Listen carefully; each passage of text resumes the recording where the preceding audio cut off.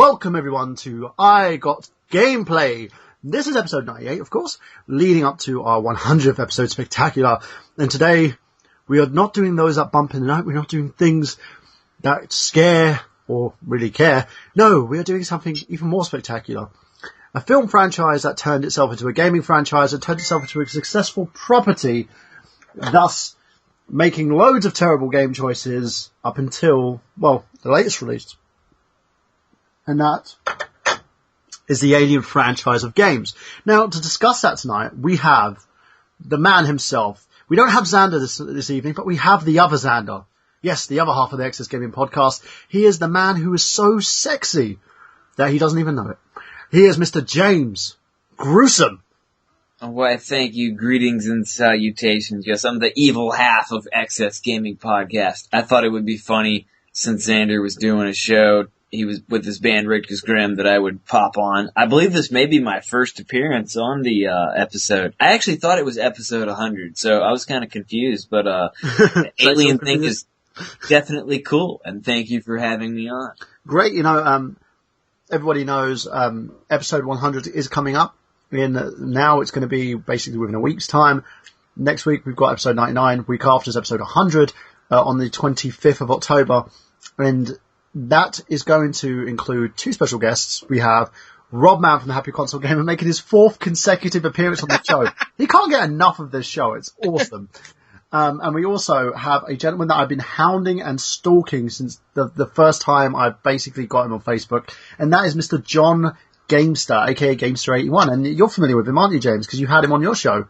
Yes, previously. He has appeared on our show. I think you have us beat with Rob Mann. I think we've had him 2 or 3, and we did have Gamester, and that was a very, very fun episode. It's a very cool dude, console expert. You're gonna have a great time. That sounds like an awesome show. Yeah, and I wanted to get a few more guests. We are working on a couple of more, but we haven't decided just to keep it at 2. But we're gonna have, a great episode nonetheless, a great episode 100, as we've already got the topic picked out as well. So it's going to be amazing. Now, speaking of that, of course, speaking of amazing, we have none other than our regular host. She is a cosplayer herself, and she was talking to me about striptease while we were off air, which is great because, guys like to hear that stuff. She is the spectacular, the amazing Spider-Man. No, I mean, Jamie Stiles. I can be Spider-Man if you want me to. No, I could be better. I could be Doc Ock. Yeah. I wouldn't have a problem with that. I would still think you're sexy. That's kind of weird. I'd still want to be Harley Quinn, though. I have emotional issues. You do that, and my genitals will explode. Go for Dr. Doobet. My genitals will explode and everything. It'll be a mess. Speaking of genitals exploding, I don't know how we're segueing that, but we are. He is the man, the myth, the legend himself, and one half of the great Slamcast. We had him on yesterday night, of course, as well. He is the great gaming Pegusis himself, Nick Horaceck. What's up? Hello, Nick. How's it going? What have you been up to today? Playing a bit of Smash Brothers on the 3DS. Oh, I've got that, and I have to admit, I've got one coming to me, and it's a special gift from none other than Lawn Boys Post 1975 himself, Dave Wade.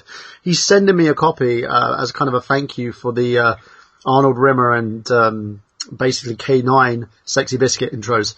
So I can't wait to play that. I'm certainly going to get the Wii U version because my daughter's asked it for her birthday, so I have to do that now. But it's I think there's also a soundtrack deal with the... you get the 3DS and the Wii U version, so... Speaking of the 3DS version, for those of you who don't know, if you go to your local game store here in the UK, you can get a copy of the shiny Gengar that also has his Mega Stone with him as well. So if you're a Pokemon X and Y fan, get that code before it runs out. And those who want to actually trade for it, because I have a couple of them, you can do by sending me a message, facebook.com/Michael Burhan or facebook.com I Got Gameplay, and I would love to trade with you. Now, speaking of that, let's go to our lovely, lovely gaming news. And we'll do that just now. So, James Gruesome being our guest, what's in the news this week? News this week.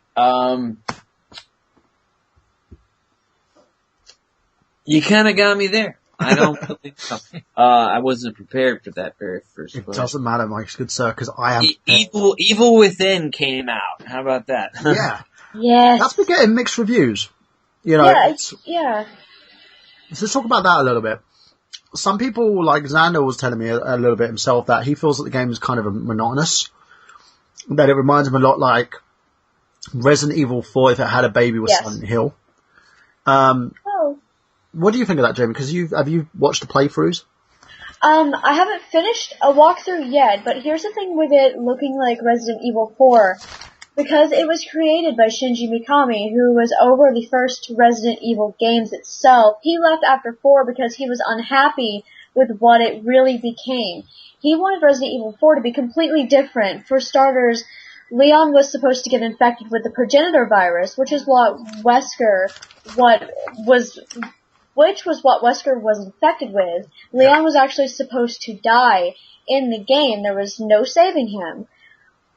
We think that the Evil Within is essentially what he wanted Resident Evil 4 to be, and now he's finally gotten to where he can do this. We've seen a lot of references to Resident Evil. Hell, the first, infected person that they find, I'm not gonna give anything away of what he's doing, but he actually turns and, looks over his shoulder, the first zombie you see in, Resident Evil, and my boyfriend and I were watching it last night, and we just cackled.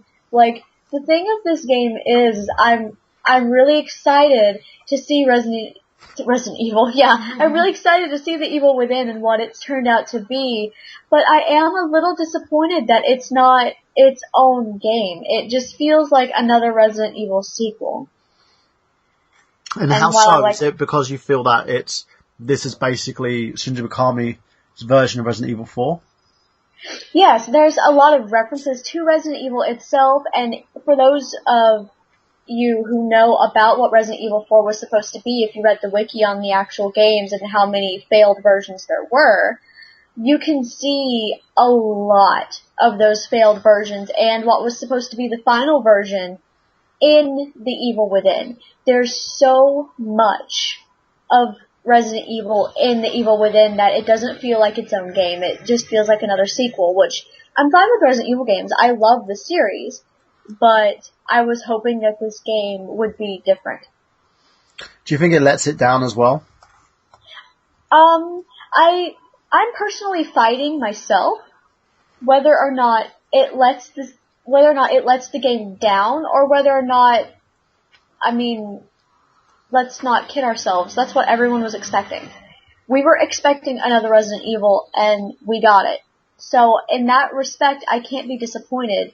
But from a standpoint where I wanted something more, yes, I am a bit disappointed in what the game turned out. So let's ask you, Nick, have you played the game? No, I haven't. I don't have a PS4 or Xbox One. It is available on PC as well. Okay, it's on PC. I don't even have a decent enough gaming rig to... So, have you watched any of the gameplays? No, I haven't. Are you kind of waiting until you experience the game firsthand yourself? Honestly, if I do want to pick it up, I probably will. I'll just try and keep, as spoiler-free as possible. I'm usually like that with games anyway. I try not to look at too much footage. Like with WWE 2K15 coming up, I've seen a couple of screenshots. I've seen the Wyatt, family entrance, but that's about it. Yeah, apparently that game's turning the WWE franchise on its head. But we'll talk about a little bit more about that in a second. James, what about you? I know you're more of a retro collector guy. Do you play games like Evil Within? Oh yeah, I still definitely pick up a lot of the newer games too, and my wife was wonderful enough to go ahead and she went to go get it for me, and they were all sold out, so she got me a gift card. Oh. Everything, tax included, and the next morning they were supposed to get more at the store, but I checked with another store, and they had it, and it was actually their last copy. And I went over there and picked it up. I've played through the first chapter. Definitely, I get the vibe of the Resident Evil Silent Hill. There's lots of times you have to sneak and hide. And sometimes I'm not the biggest stealth fan, but so far there's not been anything that has, annoyed me or pissed me off. Like I said, I'm only one chapter in. I've got sawed in half a couple times. Those scenes are pretty cool. I could picture it definitely later on having some, good, tense moments as far as the having to hide from certain creatures. I haven't got to actually attack anything yet. But I imagine as it goes on, it'll get, a little bit more intense, a little bit more better. But, so far, I like what I played. I didn't know a whole lot about it going into it. I was just like, Evil Within, heard some stuff. I was like, wife was like, do you want that? I was like, yeah.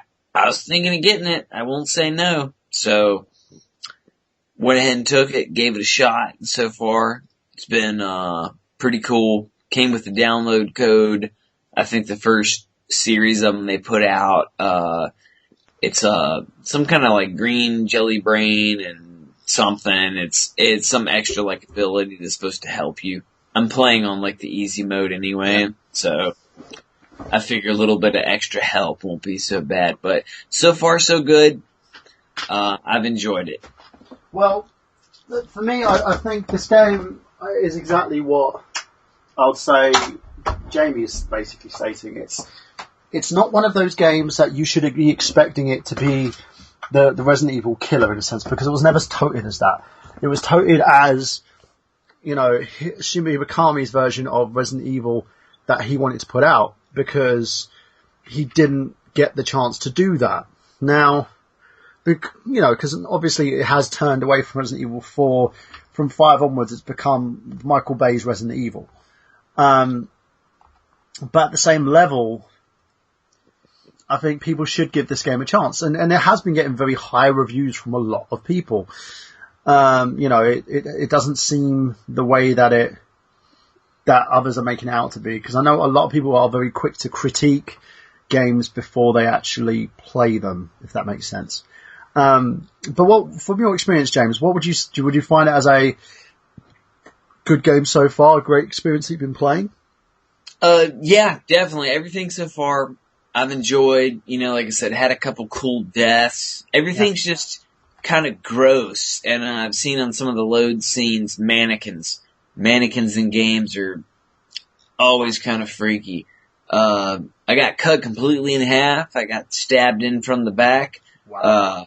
Just died a few times. But so far, like I said, if you dig survival horror, you dig the older Resident Evil, Silent Hill, why not give it a shot?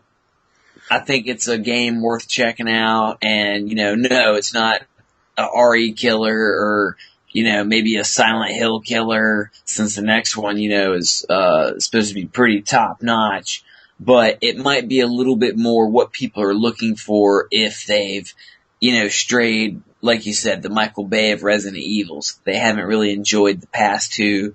I know a lot of people fell back on the Revelations that came out on 3DS originally, and I picked up. And that, to me, felt more like a traditional Resident Evil.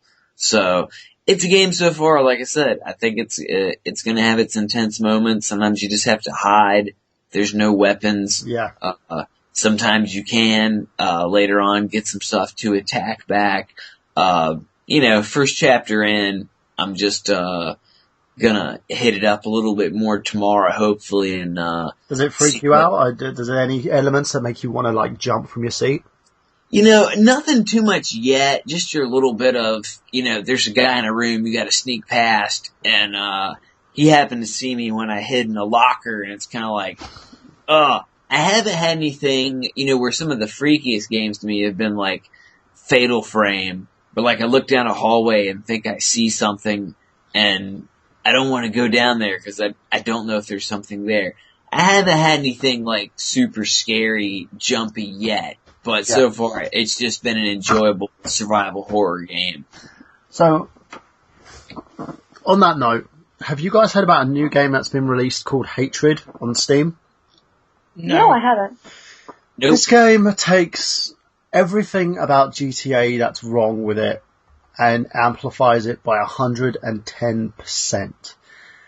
This game is basically, the story of the game is you're this person who has a million different weapons, goes out and just kills random people for no reason.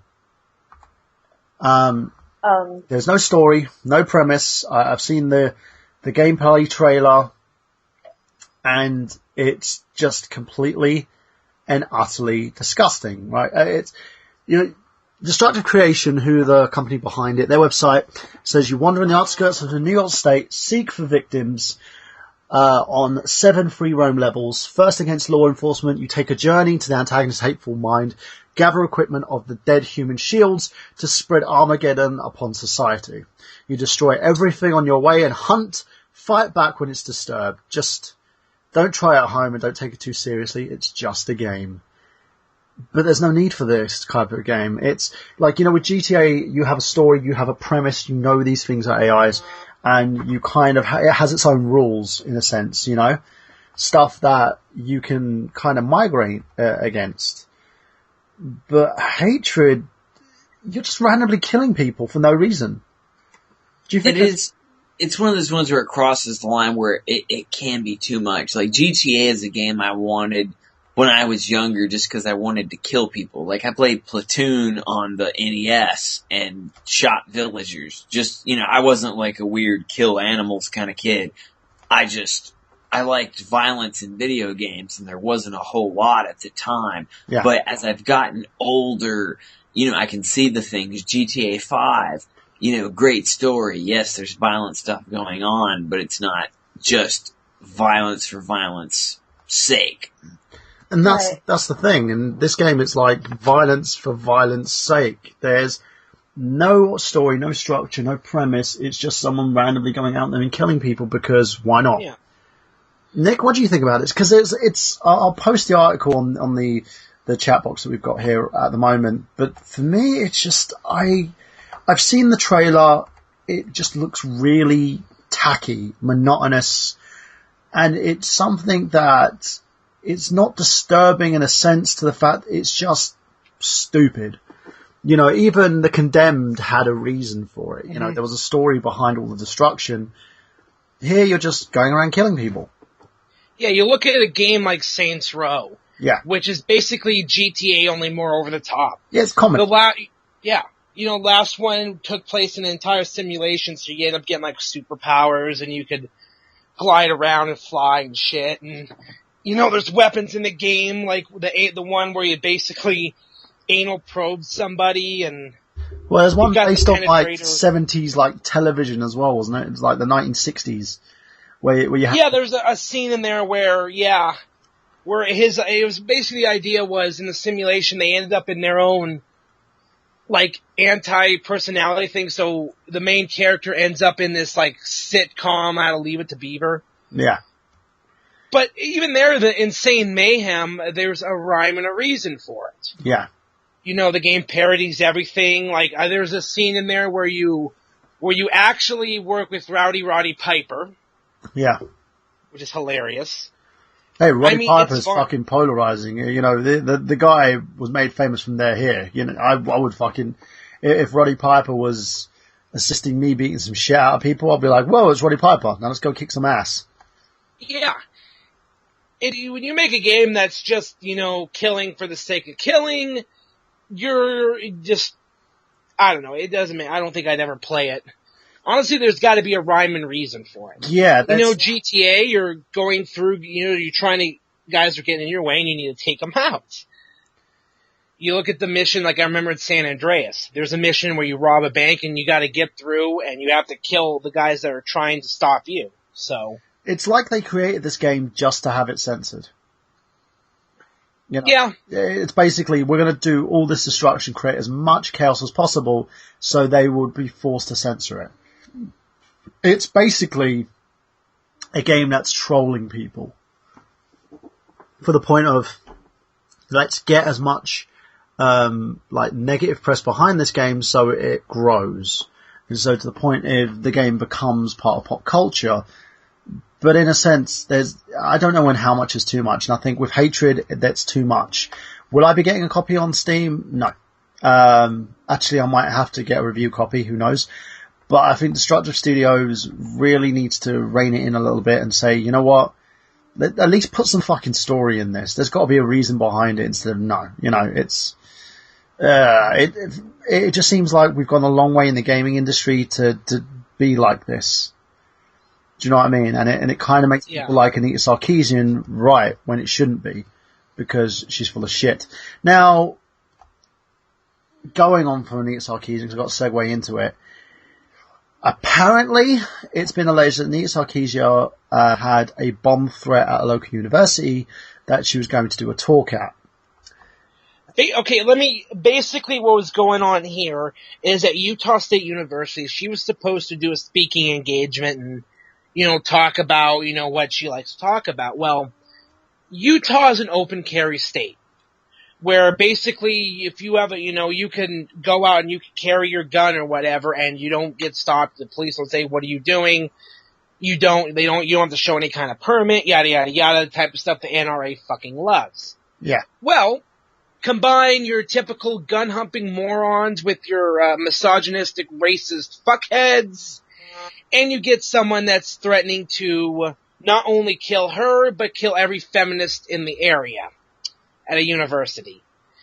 Basically, call it the biggest, mass school shooting in history.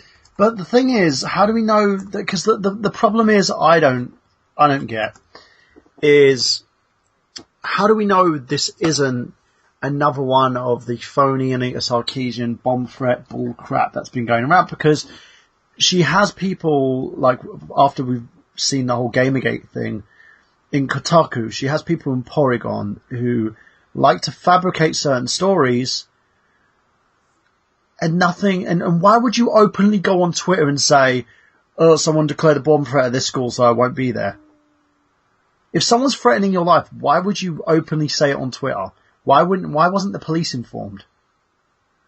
She did inform the police, from what I understand. And they said, we can't do anything to stop these people from bringing in guns because we have open carry laws. That doesn't make sense to me. I think this seems like a complete and utter hoax. Well, with this open carry thing, the way I saw it, this is America, everybody. Everyone has to have a gun. The NRA has blocked the Surgeon General for almost a year because the guy said that guns are a public health hazard. And the way I say, you have to take every threat like this seriously. In all honesty. When you have someone that is openly not only threatening, Anna Sarkeesian, but threatening the lives of people at the university, I would definitely take that seriously. Even though, yes, as someone who has cried wolf, apparently one too many times. But that's the problem, I think. Recently she's been on the RollingStone.com, she's been on the Times.com. Because of all the negative press that she's been getting, she's becoming everything that she wanted to be, including a pop culture icon. Which is, when we talked about the Gamergate episodes, I did say to people, if you don't like what she does, ignore her. Because the more press people are giving her, and she's becoming more successful because of it. But I don't... The problem with me is, I think, I don't see this as being something that's true to form. I see this as another publicity stunt from someone who just seems to go out of her way to troll the public just so that she can make waves. And that may very well be the case.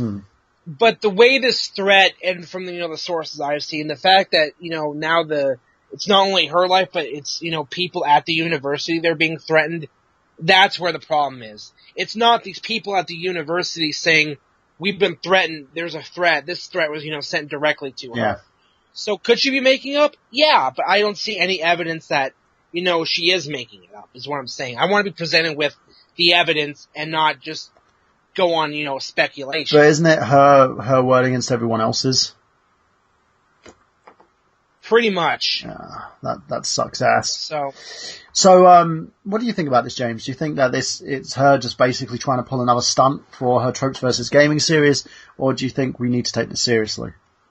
I'm be honest, I don't really know a whole lot about the subject. I've kind of stayed away from anything Gamergate or... Yeah, I did too until this whole, threat thing came out. My thing is, like, a threat is a threat, whether it's a bomb threat at a school, you never know. Police definitely need to be involved, and if someone really feels, when you take her for a word, she feels like her safety was at threat, then I don't blame her. But at the same hand, like you said, if it's someone, there's been false things before and is just trying to make a name for themselves, that in fact is wrong. And, I believe in karma sometimes, and that can come back and bite you in the ass. So, maybe at best it is good to take a threat as a threat, just because you never know. There's some loonies out there, whether it's an open carry or just a damn loony person. It doesn't matter, I agree. At least they could have done is investigated them out. I just don't understand if the police were informed about this, why they didn't investigate it, because it's a threat. Jamie, what about you?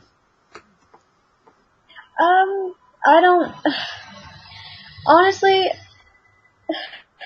I don't even know. Like, everyone has been up in arms about this, and if it's a threat, it should be taken seriously, because as soon as it's not taken seriously, that's when it's going to be for real. I don't care who the fuck it is, I don't care what the fuck she's done, and I don't give a fuck about anyone who's up in arms about this, because anyone who's arguing about it is giving her attention. Yeah. But if it is a threat, then yes, we should take it seriously. They should take it seriously. I don't know about posting about it or whatever. I'm honestly not, into all this, but maybe posting about it was the right thing, simply because I don't know. I honestly don't know, and to be honest, I'm not in with all this conflict, No, I agree. And I think that the problem is people tend to forget, and I've said this about a lot of gamers. I know people are bugging you. I know you feel that, you're betrayed by the things that Anita Sarkeesian or anyone like her does. But you should not. And this is the problem, and this is the thing that Gamergate's been fighting against for quite some time. You don't want to be associated with people who call in fake bomb threats, who say they can shoot up a school. This is not a way to handle a situation. It's just making gamers look bad. Each and every one of us. I know a lot of people think that Anita Sarkeesian's full of it. Yeah, I know that. And she's more than once been called out on her bullshit. I called out on her bullshit the other day when she said that, Bayonetta is the prime part of misogyny. The people behind it are misogynistic. When I called out that there was 3 female members of the team that created the character. Mm-hmm. And the guy did the story, but it was the women that laid the character out and over-sexualized her. So, yeah, but people don't pick up on stuff like that. If you want to basically, say to Anita Sarkeesian this is wrong, then you need to pick apart her arguments and do things in a logical way. You don't attack someone physically. You don't threaten to attack them. You don't threaten to bomb them. You don't threaten to do anything to them. No matter what happens, we are not these type of people, and we should not, as a society, do stuff like this or even allege we're going to do stuff. Because it's easy to go behind a keyboard and threaten someone than it is to come out and say, look, I want to disprove you from X, Y, and Z. I even approached Anita myself to say, let's have a debate. Let's go on Google+, let's have a debate. You can host it on your feminist frequency thing and you can have yourself try and disprove my arguments, but let's have a debate.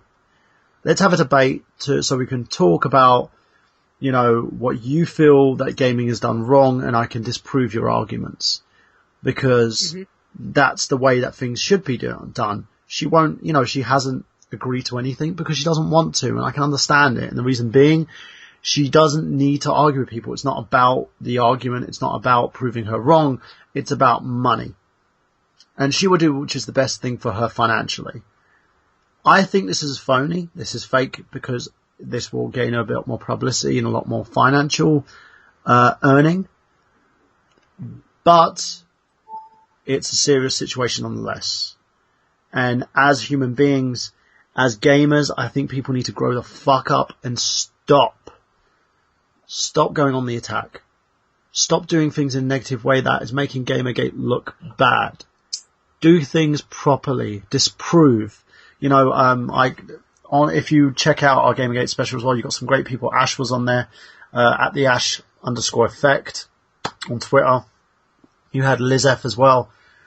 who basically goes, she goes on the length that everyone else does and talks to the people who are financing these websites, who are advertising with them, to tell them, this is what your site's doing, this is what corrupt journalists are doing.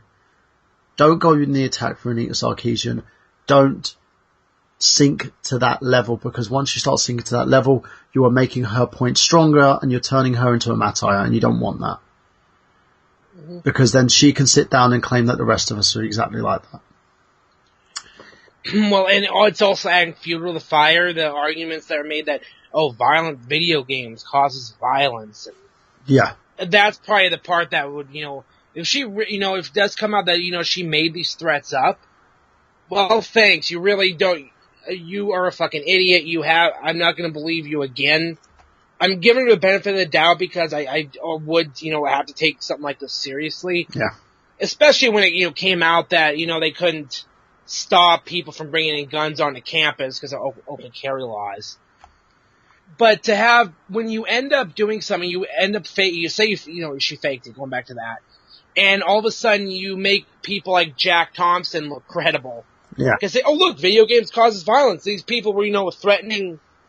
And of course, they'll conveniently leave out that it was a fake threat, but, they'll try and link it, and here we go again. Exactly. It's just one of those debates, and I've always wanted to do a show on excess, looking up research on violence on video games, and it's one of those things I'm a prime example. I like violent video games since I was a child. I liked them, but I wasn't some weirdo, like I said, killing animals kid. I just liked it. I like horror movies. I like violence.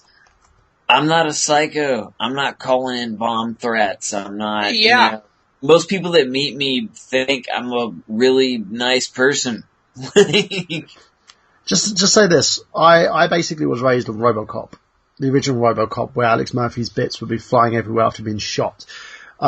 Chucky, Freddy's Nightmares. I'm a big fan of Silent Hill.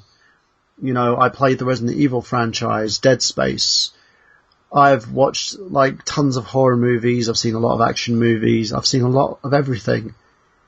And it makes me laugh when people come out and say bullcrap gaming leads to fucking psychopaths, or, gaming leads to this or gaming leads to that. I think it's kids that are already kind of messed up that sometimes it can attribute to it. But for the most part, your normal person, no. I think that it also depends on what age as well. I would just like to put in my 2 cents about it, because I have, I'm not really close to this side of the family, but I have 3 little, nephews. Well, they're not nephews, they're second cousins, I think. They're all hellions, in the literal sense of the word. And my grandmother was talking to me, I call her my nanny. My nanny was talking to me and she said, they got a game system for their birthday, because all their birthdays are in January. And I'm like, that's so cool. She knows I know about games, so she's like, what game system did they get? Because I can't remember. And I asked her to describe it to me, and she said they got an Xbox 360. I'm like, well, okay, what games have they been playing? And mind you, these kids are 10, 9, and 7. And she said, what games have they been, I said, what games have they been playing? And she describes me the games they've been playing. And they've been playing Call of Duty, Modern Warfare, Grand Theft Auto, and Halo. Well, that's stupid on that part. And I don't think that video games or anything causes violence, but I do think that it depends on what age the child is. They should not be playing those kinds of games. And the thing of it is my grandmother didn't even know, of course, the content in the game. And I'm wondering I know that their mother knows the content of the game, and I'm wondering why you would let your child, especially a fucking 7-year-old, play things like Grand Theft Auto. But that's bad parenting in a sense. Yeah, I was gonna say that's parenting. Right. That's my thing. Yeah, for I don't think violence. I don't think video games cause violence. I think it depends on the age that the child is taught, and if you teach them that it's wrong and that it's just a video game, just in the video games and that you don't do this stuff in real life. Well, my daughter said to me, I said to her, what do you want for your birthday? She goes, I want Smash Brothers for the Wii U. I was like, fine. What, do you want an amiibo with it? Yes. The rest of the kids, I said, what do you want for Christmas? We want Skylanders. Okay. And they like the toys. They like the games. And they like their Wii U. They don't play the Xbox 360 much. The only thing they play on Xbox 360 is Minecraft. That's it. They played The Sims, got bored. My kids have never played a Call of Duty. They've never played Grand Theft Auto. My daughter Hina watched me play Lollipop Chainsaw because I thought she was asleep. But luckily enough, that didn't mess her up. She actually found it funny. But none of them have ever picked up a pad and played a game that wasn't suitable for them to play. And the reason behind that is I monitor everything they play. Simple as. My daughter Hina plays my 3DS. Guess what game she plays? Tamagotchi Life. You know, it's stuff where you look at it and you've got to look at it for face value and say, enough is enough. I don't want to be a part of a system that has children come out of it who are, one, ignorant in terms of society, and two, swear at people, act like little hellions, and are desensitized to blood and gore to the point where they don't know where the line is. I have an 8-year-old, a 6-year-old, a 4-year-old, and a 3-year-old. Little children should not be exposed to this sort of thing, and for me, that's bad parenting. And I think because people are like, oh, it's computer games, it's fine. They're the ones who give probable cause to these guys who sit there and say that the gaming industry is screwing up our children, not bad parenting. You know, and going back to the whole Anita Sarkeesian thing, her going on about how, like, gaming is misogynistic and there's no true female game developers and stuff like that, she's picking a fight. And she's picking an argument, and what some people are doing is they're thinking, okay, well, if we troll her and threaten her and stuff, she'll back down. You're just making her cause stronger. That's it. Now, going on from that, let's talk about Nintendo sales figures. Super Smash Bros. For Nintendo 3DS. Guess how much it sold in 2 days? Anyone? I'm going to say 3 million copies, and I'm probably way over on that one. You're way over on that. Jamie? 1 million copies. A little bit under. James? Under 1.78 million. Wrong again. It sold 705,000 total units in the United States during the first 2 days, so it is over 1 million if you're including Japan. And boosted the sales of the 3DS by 55%, Nintendo announced. Damn! Data from the September report, which includes October 3rd and October 4th, the first 2 days of Super Smash Bros. For Nintendo 3DS was available, revealed that Nintendo's All-Star Fighting game was the 4th best-selling game last month. It sold 135,000 digital copies from the eShop, while the remainder was sold through retailers. In addition, Nintendo 3DS system sold over 140,000 units the month of September, 55% more than in August. Smash Bros. For the 3DS has already launched globally. Meanwhile, Super Smash Bros. For the Wii U and Amiibo figures arrive on November 21st in North America. And December in Europe, December 5th and December 6th in Japan. I am so hyped for this game, and it shows that Nintendo can do it again and again and again. The amount of people that sit there and go, Nintendo are going to die. Nintendo need to be a first-party developer like Sega's doing. Look at that, peeps. It pushes, I wonder how many systems it'll push for Wii U. I mean, we all know, 3DS is just, pretty awesome anyway. Wii U can always be the one that's the questionable unit. I just kind of wonder how many units will be pushed with Smash Brothers when it comes out on that. I know I reserved the bundle pack with the GameCube controller and the adapter and stuff. Yeah, I'm reserving the Wii U version with the Mario Amiibo, which is exclusive. I don't know if it comes with the GameCube controller, but I will see. But just for those of you who live in the United States, Toys R Us is currently offering a free Amiibo figure with purchase of Super Smash Bros. For the Wii U. The special promotion is only valid online and while supplies last. It cannot be combined with other orders, but here's how it works. Super Smash Bros. For the Wii U game and one amiibo figure must be added to the online cart individually. During the checkout process, the price of the amiibo figure will be reduced to 0.00 because it's free. Each amiibo has a suggested retail price of $12.99, though prices may vary between retailers. So this is a terrific way to take advantage of a great deal and grab your copy of Super Smash Bros. From the Wii U. James, do you have it for the 3DS? No, I decided to just wait. I was like, I'm gonna go for the Wii U one, and I know we have a package over here too that's it's the game and 2 amiibos, and like I said, the other option was the one I went with the GameCube controller and an adapter. So we had the kind of 2 choices of special editions. I think they both ran, the $99.99. But no, I skipped that on the 3DS one. I was like, I'm just gonna go Wii U. I was like, I didn't want kind of 2 of the same game. I'm trying to cut back a little bit. So, I'm just gonna go with the Wii U when that one hits. Well, Dave, luckily enough, bought me the 3DS version, so I'm gonna repay you in kind, Dave. I'm buying you the Wii U version. And I've got to get it for my daughter as well, because she wants it on the Wii U. But I wanted to, reason why I want both copies myself is, so one, I can play it on the 3DS with Dave, and 2, the Wii U version for those of my friends who only have it on the Wii U. Now, Super Smash Bros. For Nintendo 3DS sales have now officially soared. By the way, to Nick, worldwide sales, do you want to know what it is? What? You're the closest, at 2.8 million units worldwide. They announced via a press release, sales figures include copies downloaded from Nintendo 3DS eShop, physical retail versions of the game from America, Japan, and Europe, and Australia. Just 3 weeks ago, reported the portable fighting title managed to topple 1 million mark during 2 days, being released in Japan within Super Smash Bros. For the Wii U, having received official release date earlier today. The remainder of 2014 is looking mighty fine for Nintendo and its fans. How do they keep doing this? James, what do you think? How do they keep doing it? It's just that Nintendo magic. I don't know.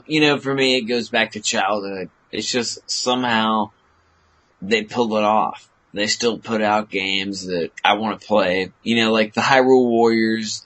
That one's not really going to be a system seller. I think like the Smash Brothers will. Like that's one that just, a lot of people will pick up, and I've enjoyed a lot. But I don't know, man. It's just that magic of Nintendo. It can't be stopped. It always appears. Mm. Yeah, Nintendo's always been, seemed lately, slow burner with their consoles. Because for the longest time, the only physical game I had actually bought, because when I got my Wii U, I had pre-ordered, got it on launch. I got the bundle with Nintendo Land, so I got the 32 gig Wii U. The only physical game I had bought up until Mario Kart 8 was New Super Mario Bros. U. And it seemed like right around the time, Mario Kart 8 was coming out, that's when their big heavy hitters started to hit. I mean, the Wind Waker remake was already out. The, add-on for Mario U, the new Super Luigi U was out. See, now we've got Smash Brothers coming. We've got Bayonetta 2 coming. We've got Hyrule Warriors out. So it's a bit of a slow burner with Nintendo. So what do you think about the way that Nintendo do things? It seems to me that they're on top of the market in comparison to people like, I would say Sony and Xbox. They know what their fans want, and they're a video game company to the core of it. Now, in disappointing sales, the debut of Bayonetta 2 sales in Japan placed The Witch at number 3. Early Bayonetta 2 figures are coming in from Japan following the game's September 20th release. According to 4Gamer.net, has sold only 38,828 copies during the first 2 days, positioning it as the first best-selling game of that period. What do you think, guys? Do you think this, once Bayonetta hits the UK and United States shores, that's going to get a lot better? Because I know over here the exclusive versions have been all sold out. I think it will. I guess, I guess Bayonetta's not as popular over in Japan than, here in the States or the UK. That's the only thing I can think of, because I'm hyped for Bayonetta 2. I am. I love the first game. Yeah, and the fact is, people, the thing is, you get a copy of the first game with this. It's packaged in. So you get two versions. You know, it's one of those things for me. I'm not happy about the fact that it's not doing as well as it should do, but I think if they, launched it appropriately with the special edition boxes like they've done here in the UK, you probably would have got a lot more sales. I don't like the Nintendo, the kind of region exclusive stuff, especially because the fact that the console's region locked. It does do my head in a little bit. What is it with the UK guys? And you get all the cool special editions for games. You got the really good, cool thing, special edition for Link Between Worlds. You're getting the Bayonetta one. You guys got a fucking Mario Kart 8, the blue shell. Mario Kart 8, yeah. Yeah. Yeah. And, and I got a free t-shirt of mine, so I was kind of happy. See, I don't usually invest in collector's editions, to be honest. I don't usually either, but this stuff is really cool. Yeah. The last one I did was the Phenom edition for WWE 2K14. Just because of the Undertaker autograph, and the DLC, I had a feeling they were gonna release, the DLC for that later as standalone. They said, oh no, it's the only place you're gonna get the Undertaker American Badass DLC. 4 months later, you can buy American Badass Undertaker. So that's why I didn't even bother. First of all, the Hulkamania 2K15 edition sold out pretty goddamn quick. 2, I didn't care enough to get a Hulk Hogan Collector's Edition. And 3, they're gonna release the DLC later anyway, so there's no point. Yeah. That's about how it always happens with those games, it seems. Yeah, that's what ticked me off about the 2K14 one, is the fact that they said they're not gonna release it. This is the only place you can get this DLC, and then they still release it later. The thing is, I think there's a difference between what they do and what Nintendo are doing. Nintendo aren't releasing anything later on. Which is, they do these and they do these in limited number and quantities. The thing I have... Right, it's not like they're doing some exclusive, collector's edition DLC with what they did. Like, if they did that with Mario Kart 8, then what the hell? What if they, instead of making, Link DLC as a pack, that's coming out next month, they made them exclusive to this collector's edition? That's exactly it. Now, speaking of that, let's do a last little bit of news, which is Nintendo related. What does everyone think of the new Mario Kart 8 DLC that's coming in November? Is everyone pumped? I can't wait. I've taken a break from Mario Kart 8, honestly. I got the 10,000 coins, I got the gold glider, I got all that crap unlocked. So I'm taking a bit of a hiatus from it. I'm playing other things, and then when that DLC hits, new tracks, new cups, new characters. Oh man, I can't wait. Because I thought they were doing DLC for Mario Kart 7, they never did. The only, really download thing we got was the update that fixed that Maka Wahoo glitch. Well, this is like the first time they're actually doing downloadable content for games. I've downloaded the free DLC that they had, which included the Mercedes. The Mercedes-Benz. They drive so well. The way my play style is, I've just stuck with Wario. I have a certain setup, and it works out really well for me, because I was doing all the time trials, and this works out really damn good. And once I understood the acceleration tiers, I didn't need to try to go full-blown acceleration on anything. But yeah, I tried, it doesn't fit my playstyle. They look cool. There's some, cool stuff in there, but meh, it's alright. The DLC I'm really looking forward to is a Link and, all that, new courses and all that. I can't wait. It's gonna be great. And they're doing it right. You pre-order the DLC, you get it at a discount, and you get them, you have them pre-ordered, so when they come out, you can download them. You don't have to buy them separate, and you get a discount if you bundle them together, which is cool. Agreed. So what about you, James? Are you looking forward to it? Yeah, that was what I did. I went out and purchased a Wii card for the downloadable content for Hyrule Warriors and Mario Kart 8, and just went ahead and got it all. And I haven't played as much Mario Kart 8 as I should. I have a very short attention span and kind of jump from game to game to game. So I'm rather lagging behind, but at least I'll have like extra tracks and characters and stuff when I get to it. Well, I haven't really played, bought too many new games over the summer, so it's been a lot of Mario Kart 8 and, my summer backlog stuff. But I've got about 160 some hours in Mario Kart 8. Nice. Do any of getting the one disc they're doing with the NEX remix, 1 and 2, they're gonna do in disc form. Oh, they are? Yeah, we're actually getting them. Okay, I might have to check that out. Cause I'm interested in the NES remix games. If they're gonna release them on a physical disc as DLC, I'm there.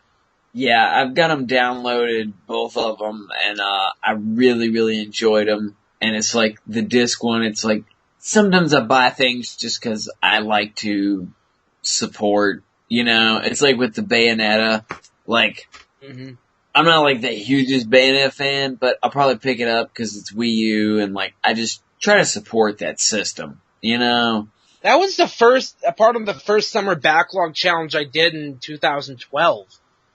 I can't remember, I switched it out with another game. I don't remember what game it was.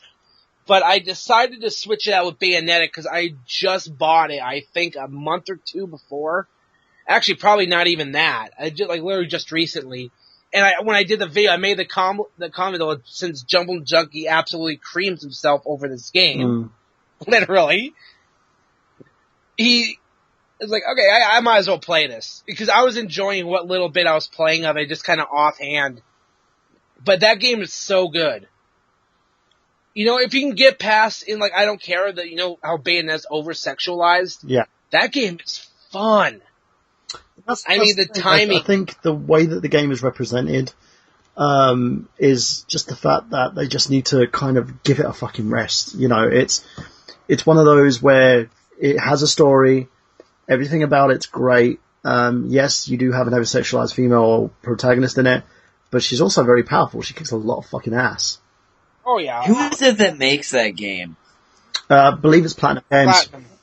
Platinum Games. The same company that made Wonderful 101, which I managed to get on as a free game from my Mario Kart 8 purchase.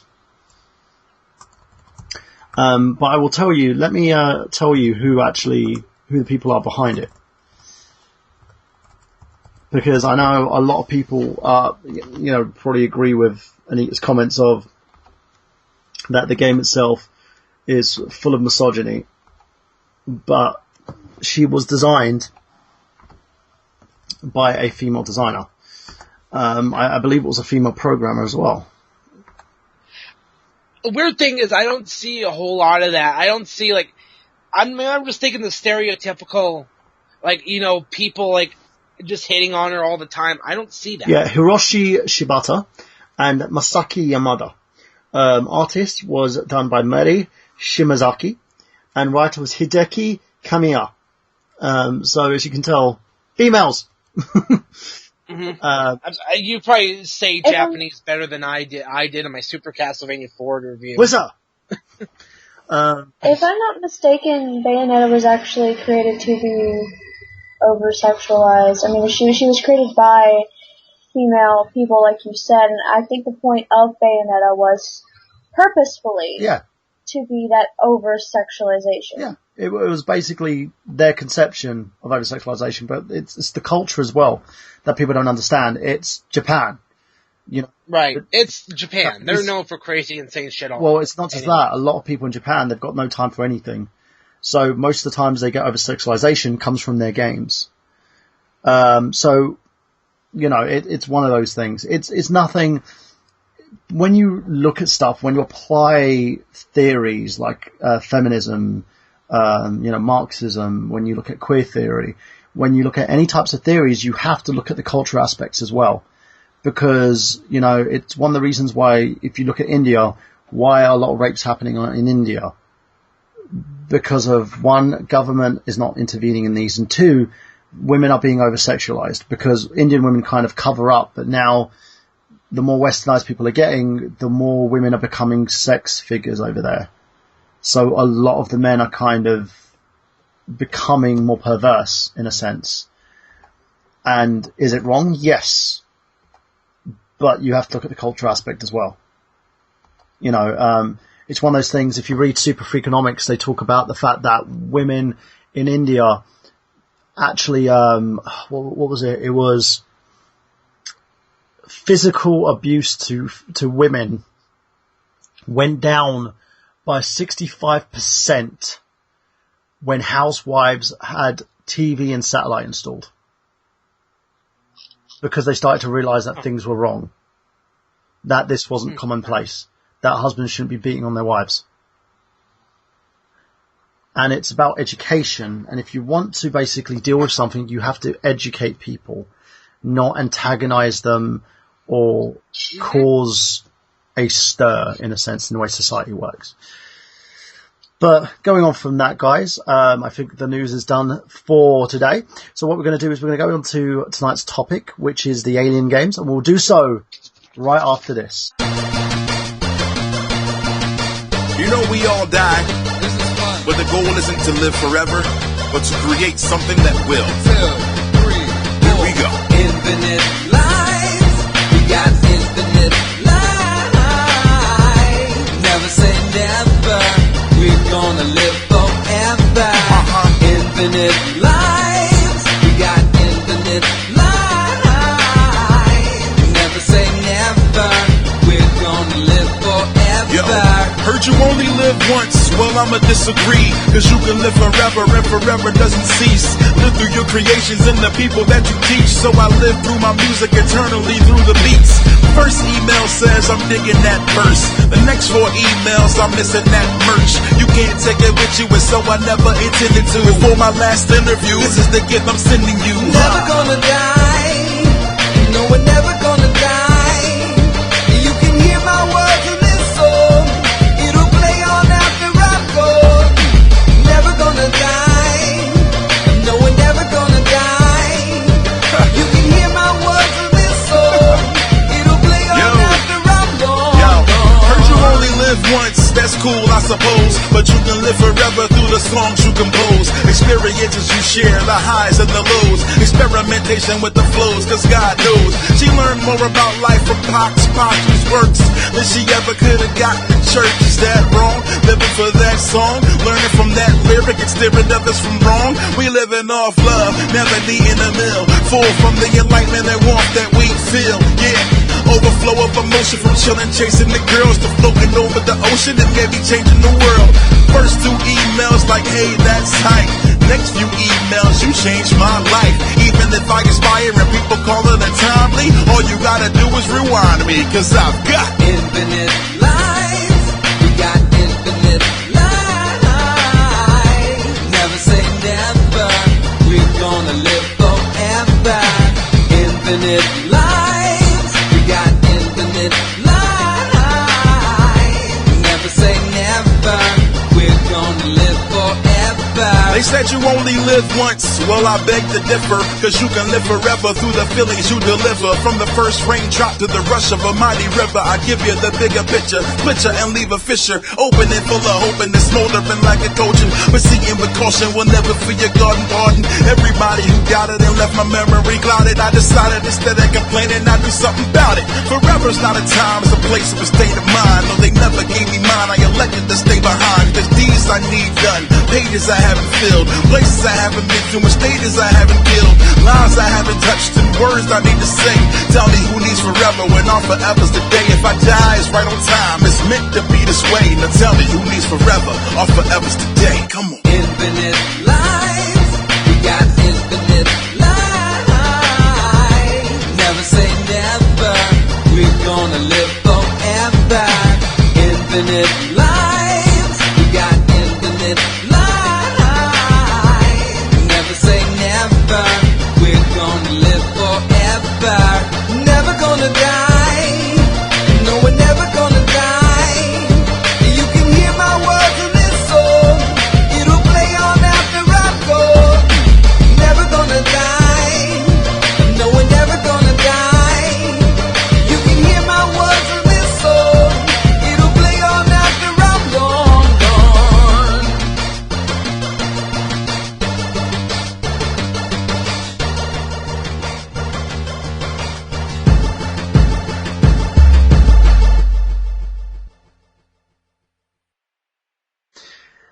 And we're back, ladies and gentlemen. If you listened, that was The Infinite Lives by Megaran. He's been doing amazing. If you guys checked out the Otherworld tour that he did here in the UK and Europe, he also is doing another tour over in the United States. It's called the Fan Fiction Tour. It's amazing. If you haven't seen this guy live yet, go and see him live. I had the pleasure of seeing him live twice, and it was amazing. He's such a great guy as well. I'll be also producing a music video for him coming up, and I also edit some of his Q&A little segments as well, his tips and tricks.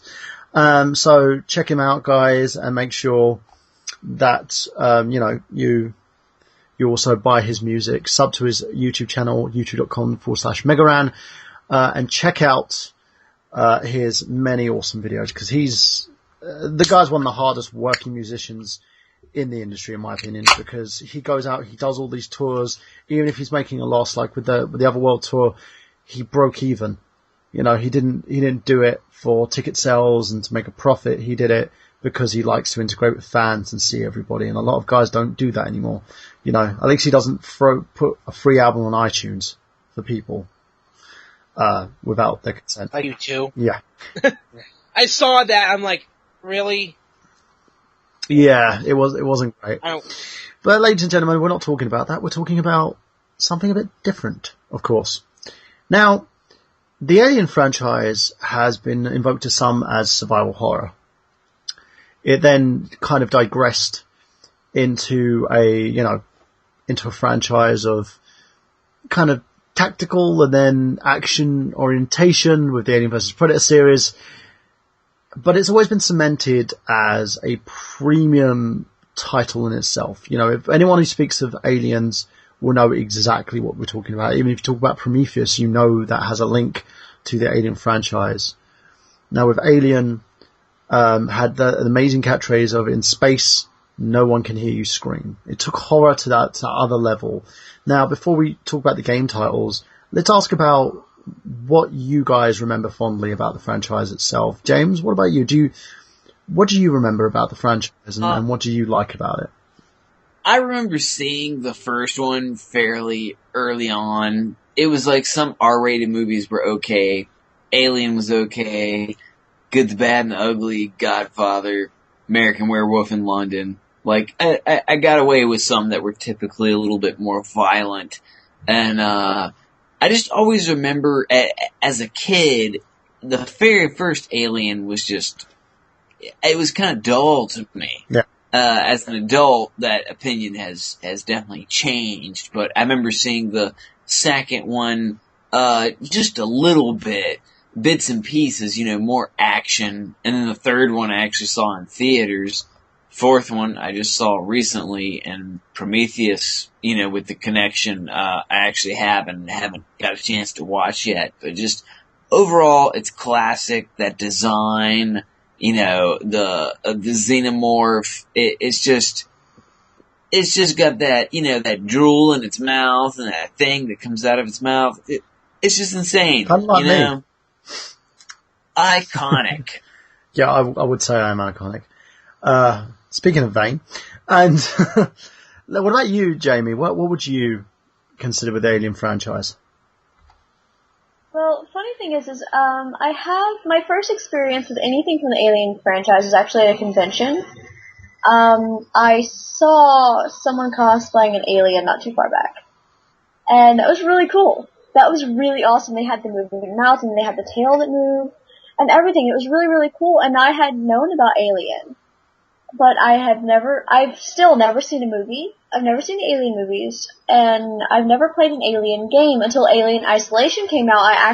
That's when I started looking it up online. I'm like, okay, well, what's all this about? And then I looked up Alien Isolation, and my soul has left my body about 7 times, and I'm not even all the way through yet. So what about yourself, Nick?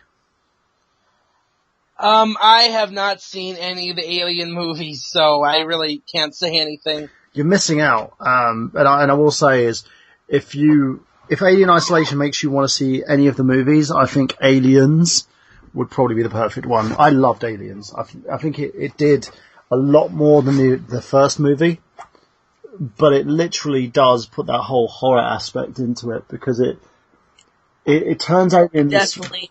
I mean, I'd say go for the double feature of Alien and Aliens if you can, but yeah, maybe if you just got time for one, a little bit more action. Well, I don't know, a little bit more action in part 2 as compared to the suspense. Yeah, you see like Ripley kick a lot of fucking ass in part 2. Yeah. But you know, it's one of those things where over the years it has been kind of manipulated as well. Does everyone remember Alien 4?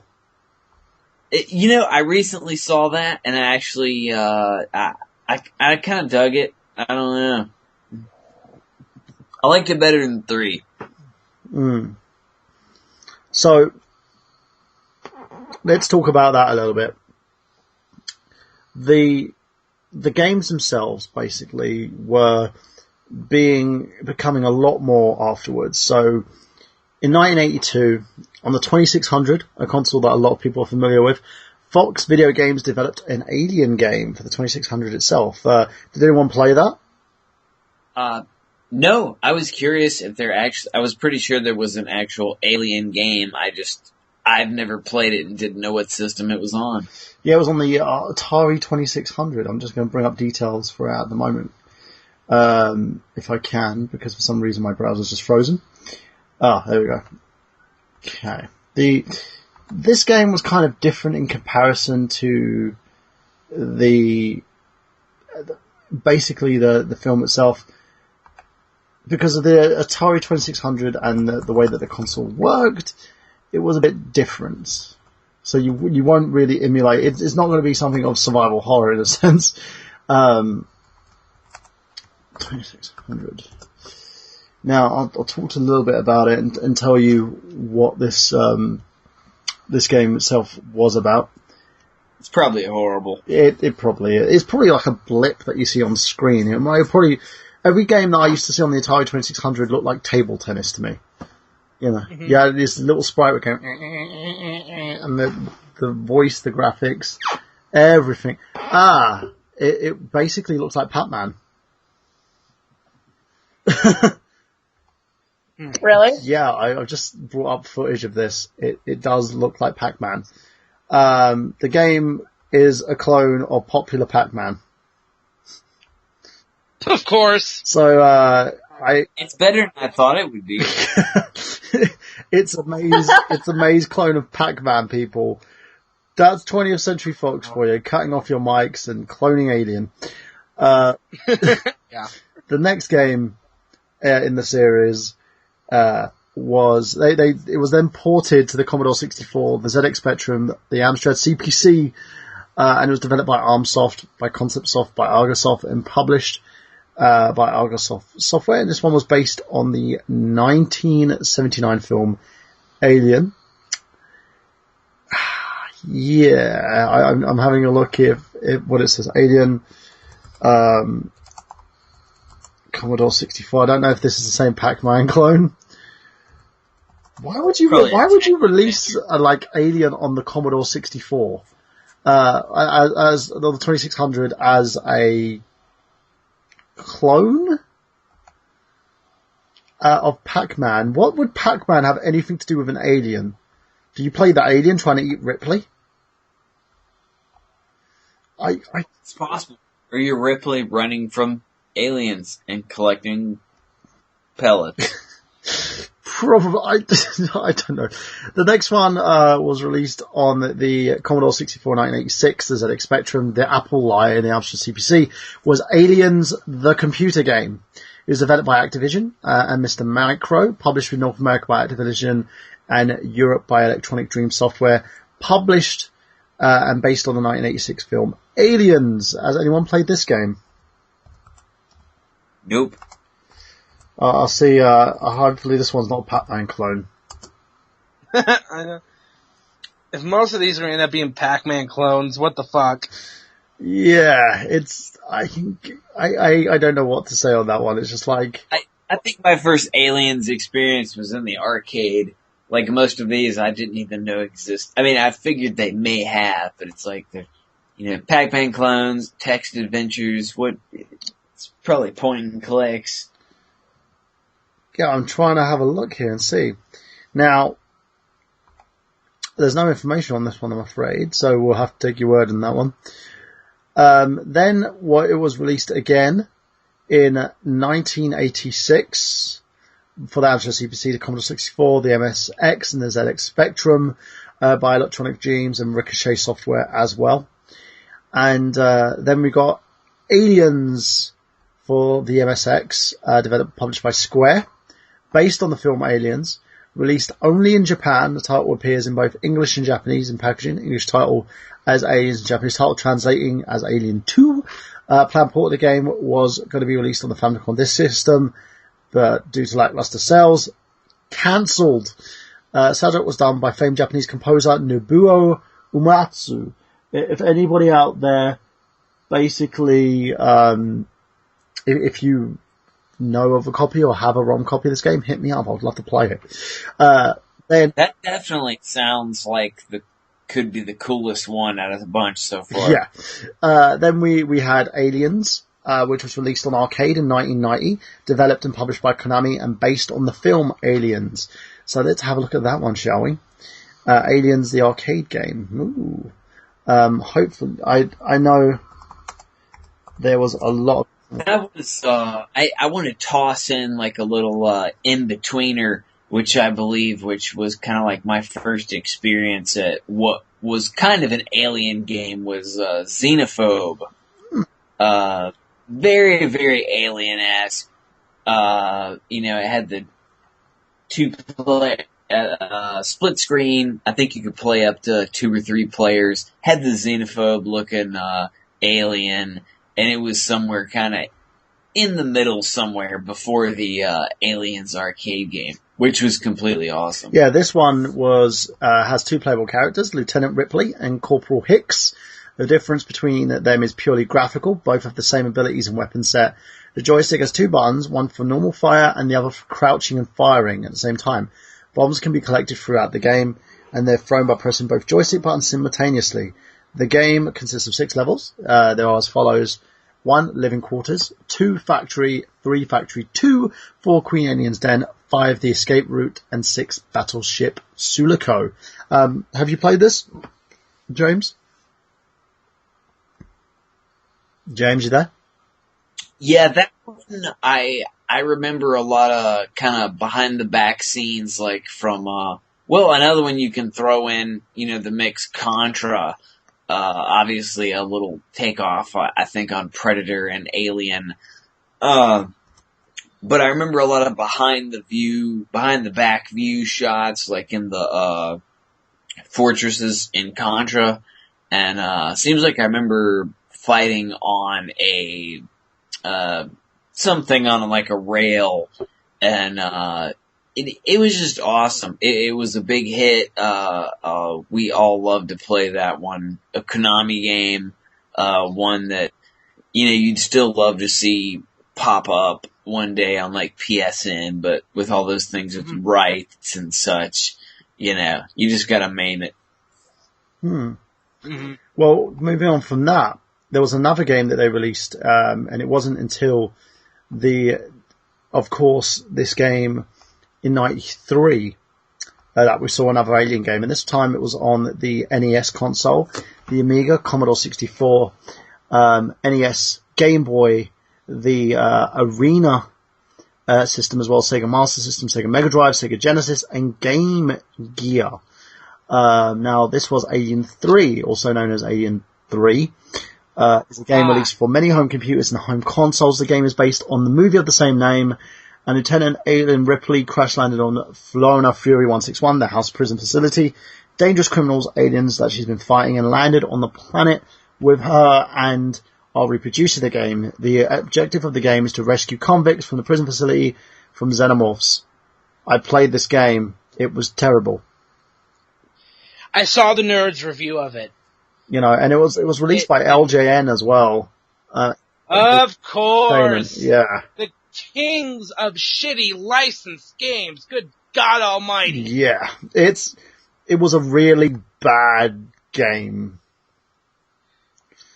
It's kind of opinion, depending on which version you play. I thought it was I think it's one of those games you had not enough life or continues, but I kind of enjoyed the traversing around and rescuing people. It's just a matter of taste. Bad taste, probably, but Yeah. So, Laughing, joking, numb. have you played this game, James?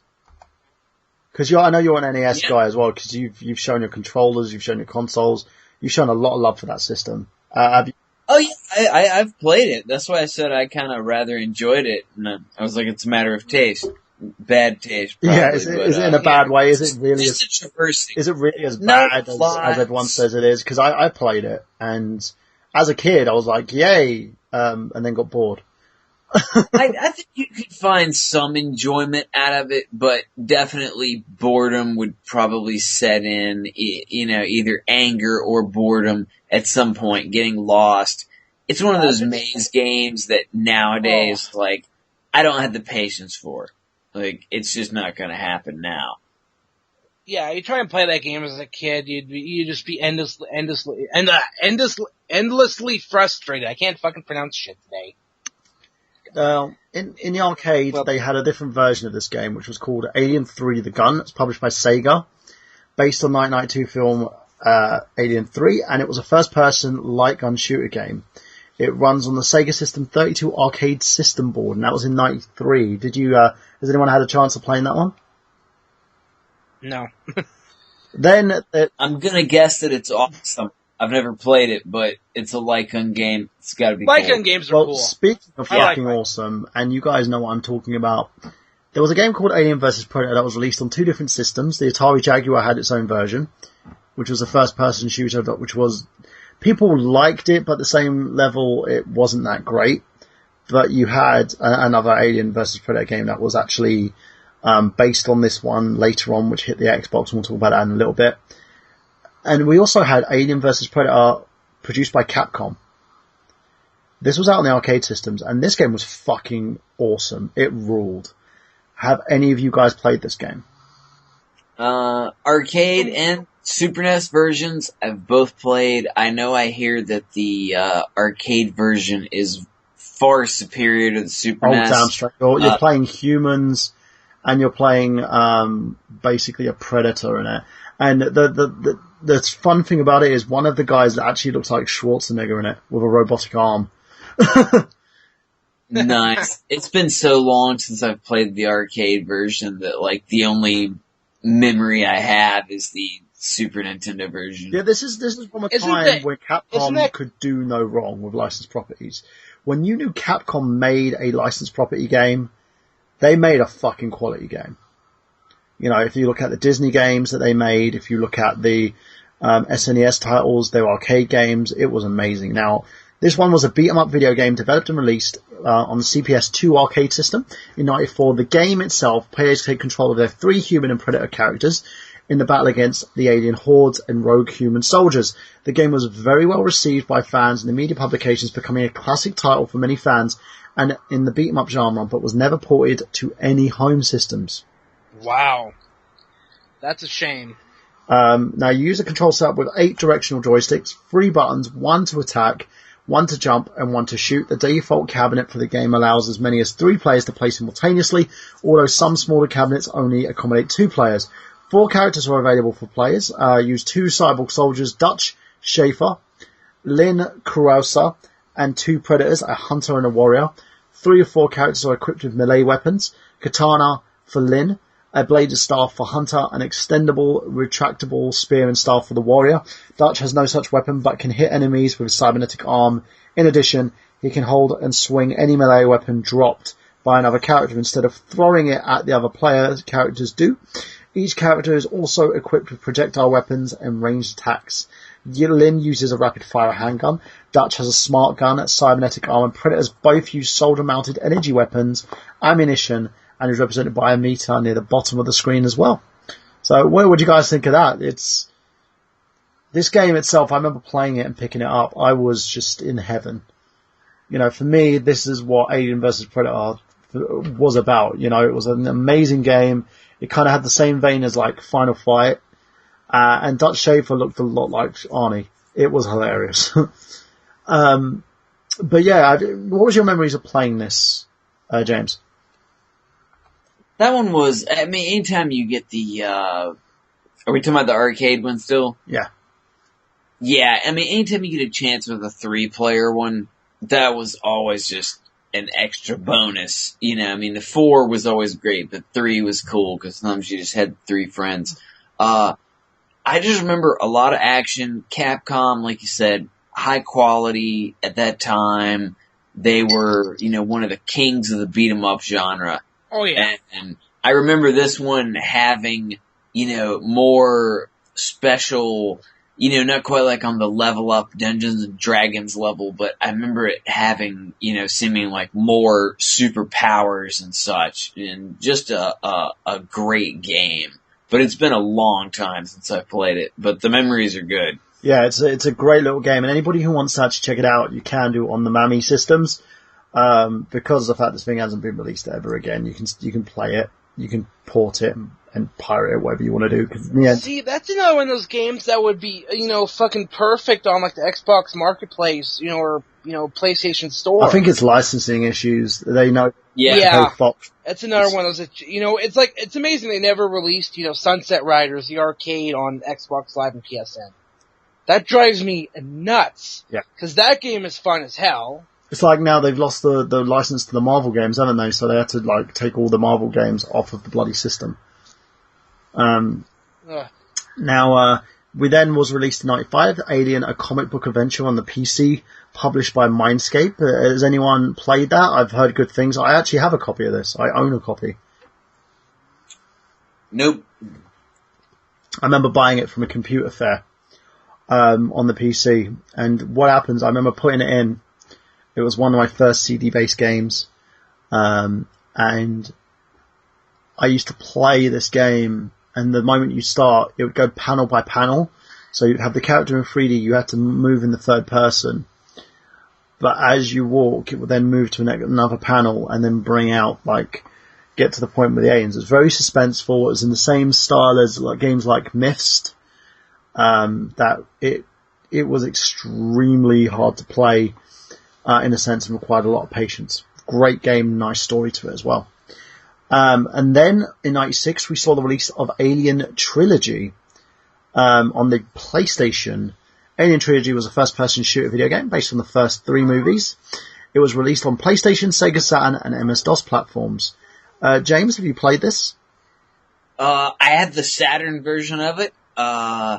Not quite as horrible as I thought it would be. I've never been a huge first-person fan. I remember playing it when it came out originally, and I just thought it was okay. But I actually rather enjoyed it the last time I played it. I say it's one of those ones like you see for a couple bucks. I tend to pick up Saturn games so I can find them for pretty cheap, and it was pretty cheap. So I snagged it up.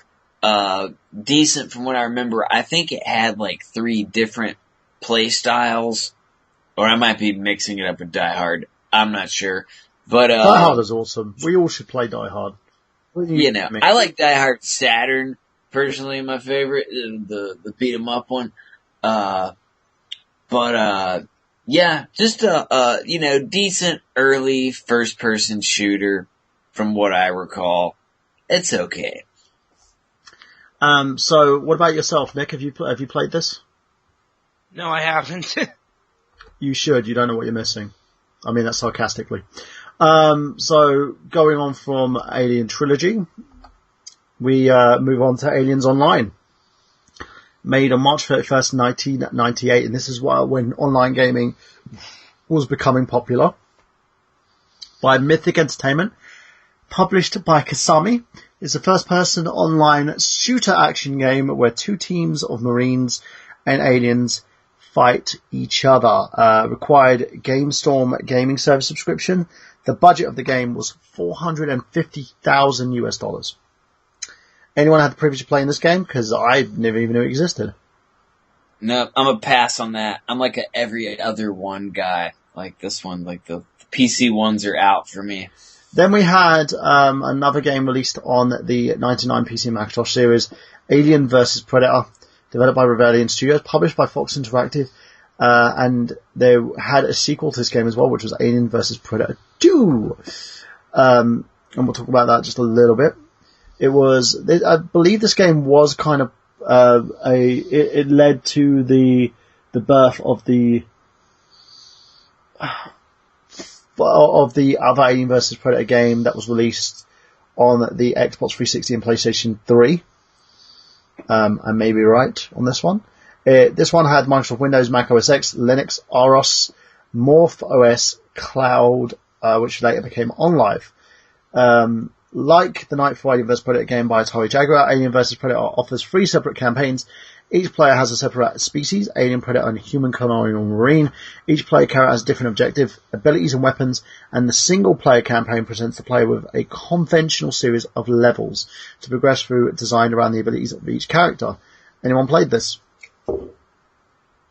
Nope. It sounds kind of cool, like the Jaguar one. I don't know if you mentioned if anybody played that. I recently got a Jaguar, but I'm in the process of trying to get it to work, and I think I'm going to get the Aliens vs. Predator just because it's supposed to be one of the better games on the system. But I like the idea of the 3 different campaigns with the Marine, the Predator, and the Alien. Haven't played it, but it sounds cool. Then we move on to the next game in the series, which is Alien Resurrection. Like the movie that sees Ripley being resurrected and brought about onto a space station. This was a first-person survival horror video game based on the 1997 film with the same name. The game was developed by Argonaut Games, published by Fox Interactive, distributed by Electronic Arts exclusively for the PlayStation. Did you play this, Mr. Gruesome? No, I missed out on that one, but now that you mention it, if I ever see it for cheap, I will snag it up. What about yourself, Nick? No. So, I know it's a common thread with this. Let's quietly move on from that one then. Alien, the Thanatos Encounter on the Game Boy Color on March 3rd, 2001 was then released. We then had Alien vs. Predator 2 for the Macintosh and PC by Monolith Productions again, and published on PC by Fox Interactive. Now, we then get a series of Alien vs. Predator titles, and then move on to mobile gaming in 2003, November 25th, 2003.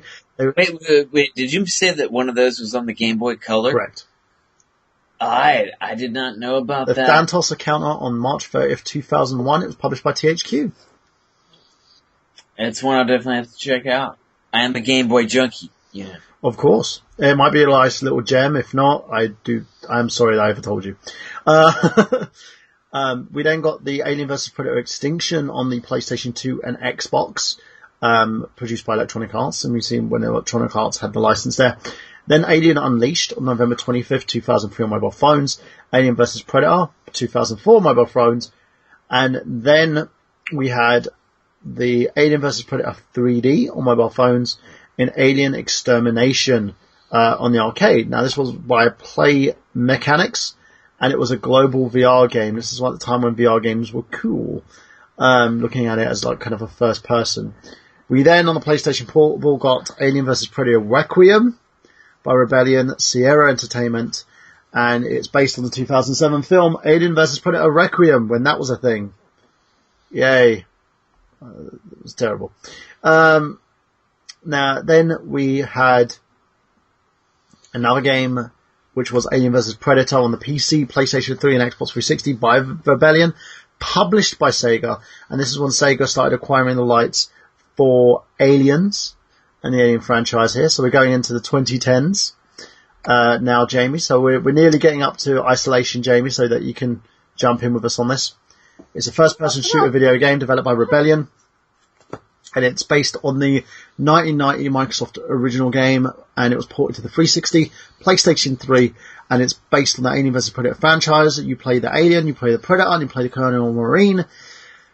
This game had been given a hell of a lot of praise in terms of the way that this game was handled. The story campaigns seemed to reflect each individual species, whereas it was extremely scary because you had the predators hunting you, the aliens trying to fucking impregnate you with their seeds. That sounded dirty. Giggity. Giggity goo, if you were the Marine. Exactly. And if you played the Predator, you'd be hunting the aliens, and if you played the Alien, you'd be hunting the other two species. So there was a load of different ideals in terms of this game, but there was also a bit of controversy behind it. The early build of the game was submitted for review by the OFLC, but was denied classification in Australia and effectively banned for sale altogether. And Sega announced there would not be a recut version released in Australia, and that they would appeal the decision. The game's refusal of clarification against brought up issues of a need of a R18 rating in games. The move supported by many members of the public and the government members. As December 18th, Sega had successfully won the appeal and classification of the game in Australia. It was with great pleasure that they announced the success of the appeal, says Darren Macbeth, Managing Director of Sega Australia. We are particularly proud of the game and released in its original entirety. No content altered, removed whatsoever. Australian gamers applauded the classification review board and made the decision clearly consider the context of the game.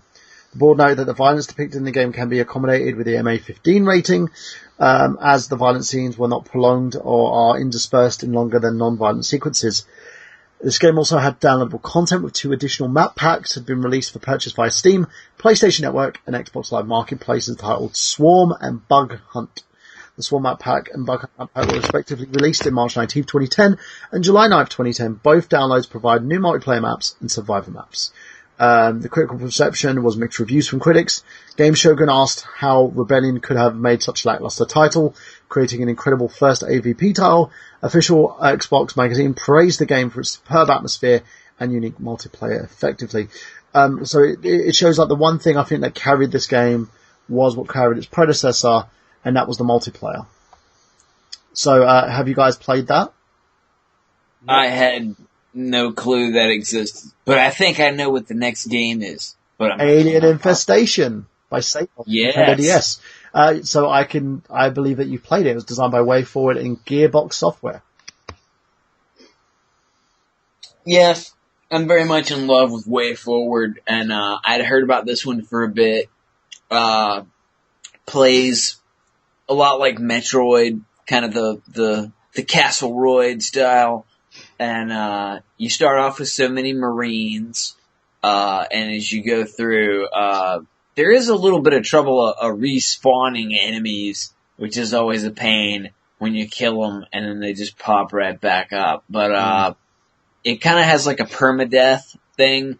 You can build your Marine up, and you carry them along, but once they're dead, they're dead. But you find new ones along the way. And if you're just a fan of that style of, if you like Metroid and you like Alien, it's a good one. It even has it even had a little jump factor in it once in a while.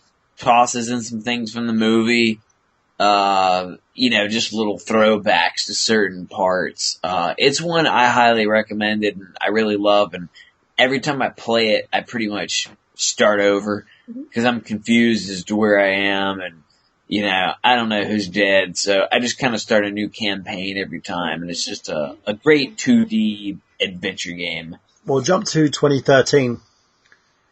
You know what's coming. I think all three of you know what's coming. A game that was developed by Gearbox Software, in part for Sega. This game was, when it was revealed at E3 2012, I think it was. Aliens Colonial Marines, first-person shooter video game developed by Gearbox Software, published by Sega. The game was set in Alien Universe. It takes place after the events of the third film, which is Alien 3 Night 2. The game is the third Aliens title that Sega has produced, which the first was Alien vs. Predator in 2010, and Sega, the second was Alien Infestation 2011. The game was released for PlayStation 3, Xbox 360, and Microsoft Windows. In February 12, 2013, a Wii U version was being produced for release, but eventually cancelled on April 5th, 2013. And the reason being, the game was rushed into development, put out there, and everything that everyone saw to hype the game was a lie. It was a over fucking processed PC, amazing graphics, great detail, the mechanics, but it was a demo. It was a demo in a science which should have been a trailer, in a sense, for the game. Mm-hmm. Nick, what went wrong? Maybe they rushed it out. I don't know. It just seemed like that might have, that trailer they showed, were they claiming it was gameplay? They claimed it as gameplay footage by Gearbox, and then when Sega realized, because Gearbox, from what has been told from both sides, are kind of blaming the other. Sega basically stated that Gearbox failed in their end of the bargain because they took the project on for additional funding, but didn't produce the game. Right. So they then gave it to a different company. I'm just trying to think who the company was. I'm trying to have a look here.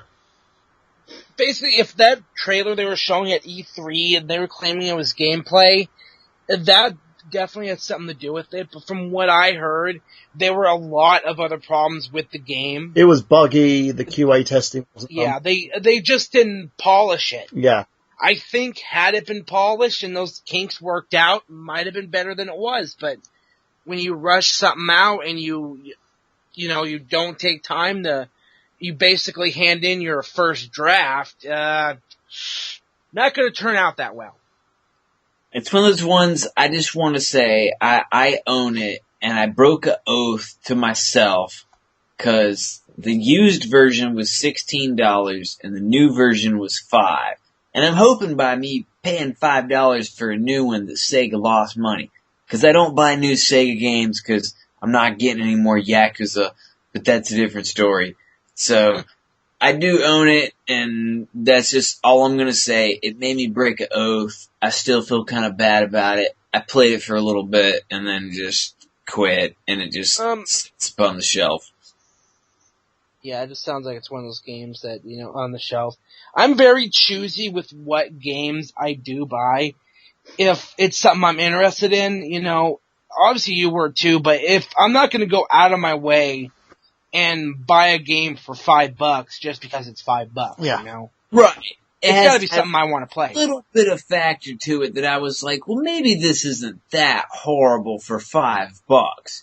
And yeah, you gave it the benefit of the doubt. Yeah, I don't trust, professional reviewers to begin with. If it's a game I want to play, I'm going to buy it. I'm going to play it. And for $5, it's probably not that bad, For $60, different story. It's like the TNA Impact game. Yeah. Oh my god.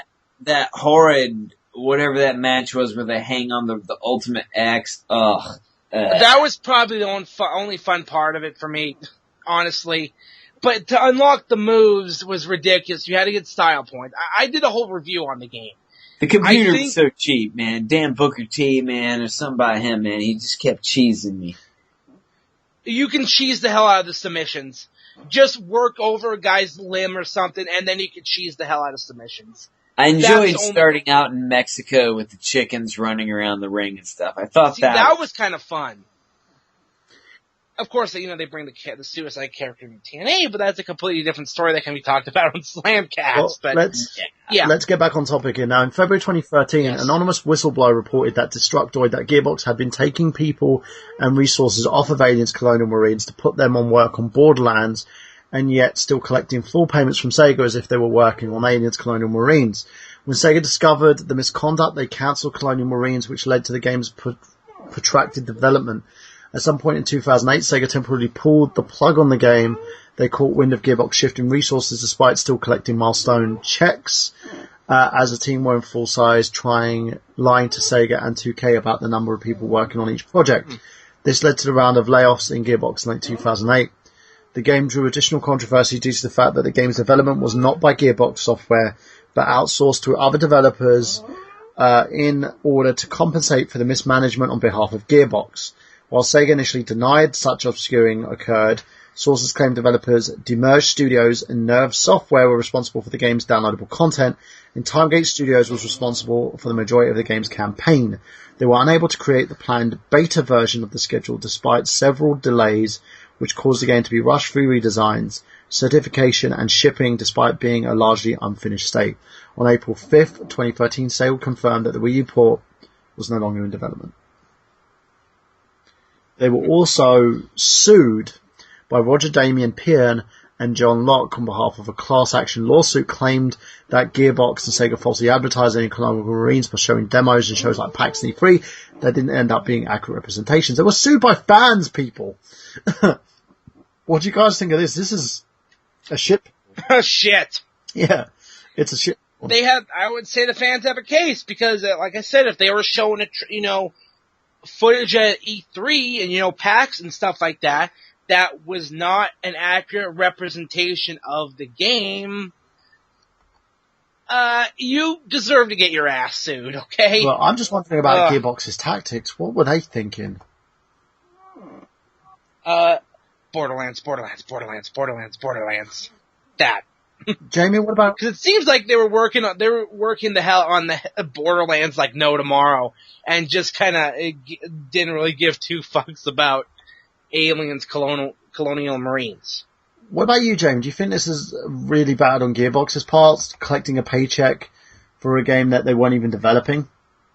I mean, something that... Oh, I'm sorry, I didn't know which one of us she was talking to. Jamie? Yes. Yeah. Have you played the game yourself? No, I haven't. I haven't played the game, and I haven't looked up any sort of gameplay either, so... It's, it is a huge shit pickle in terms of the game itself. If you look at the early demo from E3 and PAX, and look at the game as it's finished, it was broken and buggy. It was... And that's why it costs $5 brand new right now. Yeah. So what about you, James? What was your perception of it? Because you've played it. I mean, mine was just... I think for $5 it's not that bad. It's like we said before, 60 is a different story. I think people could be seriously disappointed. I knew what I was getting into. I played a little bit of it, and like I said, switched on to something else. I sit and play something for an hour. Maybe I get $5 worth out of it. There's worse stuff I could spend $5 on. So, it sits there. I may go back to it one day. It's doubtful. It's probably just a shelf sitter or, a horrid gift to someone that I hate. Ouch. Yeah, me myself, I haven't played it. I've refused to play this game. A lot of people said, oh, it's not that bad. You just got to look past the bugs, but there was supposed to be proper QA testing. They should have dealt with it appropriately. I don't blame Sega for this. I blame Gearbox. I think as a company, they should have, you can't... Michael, would you like a copy of that game? What, Aliens Colonial Marines? Yeah. What is that on Xbox 360 or PlayStation 3? PlayStation 3. Oh, crap, I could actually use it on the PlayStation 3. No, it's fine. Just, I was gonna say, if it was on the Xbox 360, I would have made the excuse of, it's not region free, but on the PlayStation 3, it is region free for anything, so, but, with that, then, they had this whole thing about, we're gonna do something in terms of story, we're gonna make sure that it's close to Aliens that you've ever seen, it's gonna be the most amazing thing that ties into the first two movies and the third movie that allows you to experience it firsthand, and what you got was a fucking clusterfuck. But again, I'm not blaming Sega on this. Sega expected them to finish a project. They didn't. But yet, then we got Alien Isolation, on 2014, just released on October 7th, on the PC, PlayStation 3, PS4, Xbox 360, and Xbox One platform, developed by Creative Assembly, published by Sega, and based on the film Alien and Aliens. And this one, people are saying, is a true addition to the Alien franchise. Now, Jamie, you've watched the playthroughs. Tell us a little bit about it. Oh my god, okay, now, coming into this as someone who has no prior information of aliens, I've only seen, cosplays. And I'm like, these guys look pretty cool. These alien xenomorph things, man, this is pretty epic. Just say, you wouldn't want to be impregnated with one of them. No, I know that much. I know about the, what happens. I know about, the chest bursters and the face huggers and stuff like that. But I had never known anything. So, a playthrough person that I watch often, Markiplier, a lot of people know about him, he uploaded it. And I'm like, okay, yeah, sure. And so I start watching it. It takes a lot for me to actually jump and make, like, noise, like yelping or, like, gasping in horror. Watching someone play a walkthrough, it takes a lot. I've only been kind of startled one or two other times. And during Alien Isolation, my soul has left my body 7 times. I have physically felt my soul leave my body out of sheer terror 7 times. And I love it. I'm not even all the way through the game yet, and I have found out something very, very important, and that is the aliens are fucking horrifying. I didn't think they were going to be that bad. Holy shit. And the androids aren't much better. Yeah, that's the thing. They say that anything can kill you in this game, you know, and I was talking to Xander about this recently. Apparently on the PS4 version, if you have the PlayStation Eye, and you have like your own mic and headphone attachment, it can hear you breathe. So if you lock yourself in the locker... Oh, fuck that noise. Yeah, if you can lock yourself in the locker and you breathe into the mic heavily, that alien will find you and pull you out. Nope. And the thing that makes this even builds more tension is the fact that ammo is few and far in between. You know, you pick up a bullet, you got to make sure that whatever you're going to hit, you hit it, because you may not get another bullet for, like, you know, hours in this game. And your flamethrowers are a very good deterrent in the game. So you tell us about your experience with it, James, because, you know, we'll tell you a little bit about the games, guys. It's set in 2137, 15 years after the events of Alien, and 42 years prior to Aliens. The game follows Amanda, who is investigating the disappearance of her mother, Eileen Ripley. Amanda was transferred to the space station Sevastopol, I don't know if I said that right, to find the flight recorder, the Mastro, only to discover that Alien has terrorized the station and killed the vast majority of the crew. So, James, what was your like with the gameplay in this game? Did you find it scary at all? Did you think that, did it leave you like pulsating in a sense? This is one myself I haven't actually played. I got to see a little bit of footage. I stayed with my friend Ryan down in Georgia not too recently. Shout out to his band, The Casket Creatures. Check them out. But I managed to catch a clip of a xenomorph jumping at the screen and getting him. It's a game I'm interested in. Like I said, I got a little problem with Sega, so I'll pick it up used. And I really like how in this generation with these newer games, we're getting them on all systems, so everybody has a chance to pick it up. Just the idea of, like, you know, the alien is like just this one. And it's very intriguing. It's one I do want to play, and it sounds like it's got some very good scare moments, and those are just... You know, those are few and far to come between nowadays, and it's good to have those. Can I ask, what's the issue with Sega? Yakuza. I just want Yakuza 5, and they won't put it out over here. Why? Because they're jerks. I guess it's huge in Japan, and it's more of like a niche cult following where there's been petitions for people signing. They've already had 5 as the greatest hits in Japan. They've already got another one coming out. What happened was, honestly, they chose to put a Yakuza something Souls. They decided to put a zombie game out, a non-canon zombie Yakuza game instead of 5, and it bombed because everybody was sick of zombies, and it wasn't that good. It played like old Resident Evil pretty much. Like you just kind of aim and fire. It's pretty terrible. They should have passed on that, put out 5. I could have at least had that. You know, I can always import them, but I might have to sit with a book and, you know, read, cause I enjoy the story. Oh. You know, I can do the fights, I can buy crap, I understand all that, but it's just the story I'm missing out on. And I'm that seems to be the thing with the Yakuza games, is the story, and if you don't know a lick of Japanese, you're fucked. Yeah. So I own one of them. It was actually the very first PS3 Yakuza game. Yakuza Kenzan, I believe. And, I bought it, it was, like $30, and, I just thought I'd check it out, and it's set more in the samurai times instead of the current times. And, it was just difficult to play.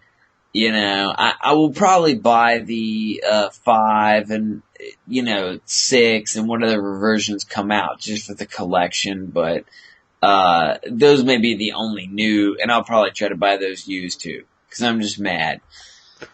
I'm bitter. I can understand that one. You gotta take a stand sometimes. I agree. So, Nick, what was your experience of Isolation? Never played it. Have you seen any of the gameplays? No, I haven't. Is it something that you're looking at playing? Maybe if what'd you say it's on Xbox One and PS4? Correct, and the 360 and the PS3. Okay, so it's kind of all over. Okay. It definitely might be something I'll probably pick up kind of on the cheap on, when I get an Xbox One and, or PS4. I'm probably get Xbox One first, but yeah.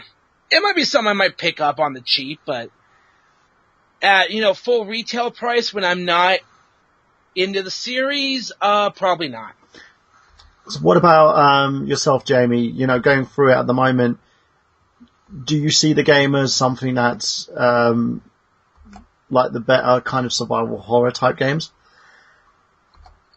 Oh yeah, there's so much going on in this game. I think that it is one of the better survival horrors, simply because there was when you asked me that question, one moment in particular stands out to me, and that was when, if the xenomorph comes towards you, you have the option to hide in like these little air vents. Well, if you get too close to the air vent, it'll automatically open up. But if the xenomorph gets toward the air vent, it can open it up too. And if you don't know that, which Markiplier didn't, he was just crawling through the air vent to try and get away, and he turned around and there was an alien in his face. And I lost about 3 lives. And because we didn't know they could do that. And the ammo, like you said, is few and far in between. Everything can kill you. The alien, the humans, the androids. Androids scare the fuck out of me, just saying. But everything is terrifying. You can't trust anything. Even if you run into someone and they say they're going to help you, you don't trust them. And there's this constant feeling of just horror, because you don't know what's going to happen. You can't trust anyone. You don't have resources. And as someone coming into this, not knowing anything about Alien, I love it. Now, if I knew more about the Alien series, I might be able to pick at it more. If there are things wrong with it, I don't know. Honestly, coming at it completely from a different viewpoint, I think it's really awesome. Yeah, and there's another thing I'm reading here is apparently it has its own kind of artificial intelligence. So it's programmed to actively hunt the player by sight, sound, and smell. The alien AI was programmed with a complex set of behavioral designs that unlock as each encounter with the player happens. It creates the illusion that the alien learns from each encounter and that the player adjusts to its hunting strategy. This includes the ability for the alien to investigate secondary sources of disturbance. For instance, if, say, James is in a locker and the lock is open, the alien will search for who opened it. The alien also emits a specific vocalization depending on its intent to scream, may indicate that it's about to attack, while other sounds may indicate that it's searching, that it's seen something, that it's lost the trail of its prey. This is fucking... Or if you detect by odor, if you forgot to wear your deodorant, he might could smell you too. Yeah, but that's scary as fucking hell. And to me, it's one of those things where I think you'll enjoy it. But as Fungo was saying, though, once you've completed the game, there's no replay value here. Like, once every shock and every awe has happened, you probably won't see... It's one of those things that you'll probably see once, but you won't see it again. If you want to get it, you can get it brand new at the moment, guys. Support this game and games like it, or you can get it on pre-owned. I know I'm going to wait and get it on pre-owned myself because I'm not paying full price. And unless I can get a lot more out of the game, I won't do it. Yeah, it sounds like it's just one of those one and done type games. pick it up on the cheap. Well, for those who've bought it already, all pre-orders received a free upgrade to the Nostromo edition, which includes crew expendable missions featuring the original crew of the Nostromo. And ordering the Ripley edition from selected retailers, players received a last survivor mission which features Ellen Ripley attempting to set the self-destruct system and escape aboard the Narakusi. So there you go, guys. Looking at the game, I think the best one at the moment of the franchise would probably have to go with Alien Isolation here. It's more in tone of the movies. It sets a tone extremely well, and it brings out everything that people want to see in terms of the Alien games. And after so many attempts, it seems like Sega finally got it right. Any last thoughts, guys? No on that. I'll just give a second to Aliens Infestation, because that one's still a great one. And also, a great recommend, along with the Aliens movies, is an Italian movie called Contamination or Alien Contamination. And if you just don't want one chest bursting scene and you want like 9 or 10, this is the movie to check out. It stars the great Ian McCullough from the zombie movie, and it's just great. Check it out. Just looking out now. Alien Contamination. Yep. So what about you, Nick? Any last thoughts on the game? It sounds like this last one that just came out, it sounds like a really damn good game. There's definitely some classic ones, and kind of like the Alien vs. Predator game that's on the Jaguar. Isn't that one like Doom? Yeah. Okay, yeah, that's definitely one I will check out, because I really like Doom. Because I have the first one on, I have it on the 360 as a download, and I think I had the PC version at one point too.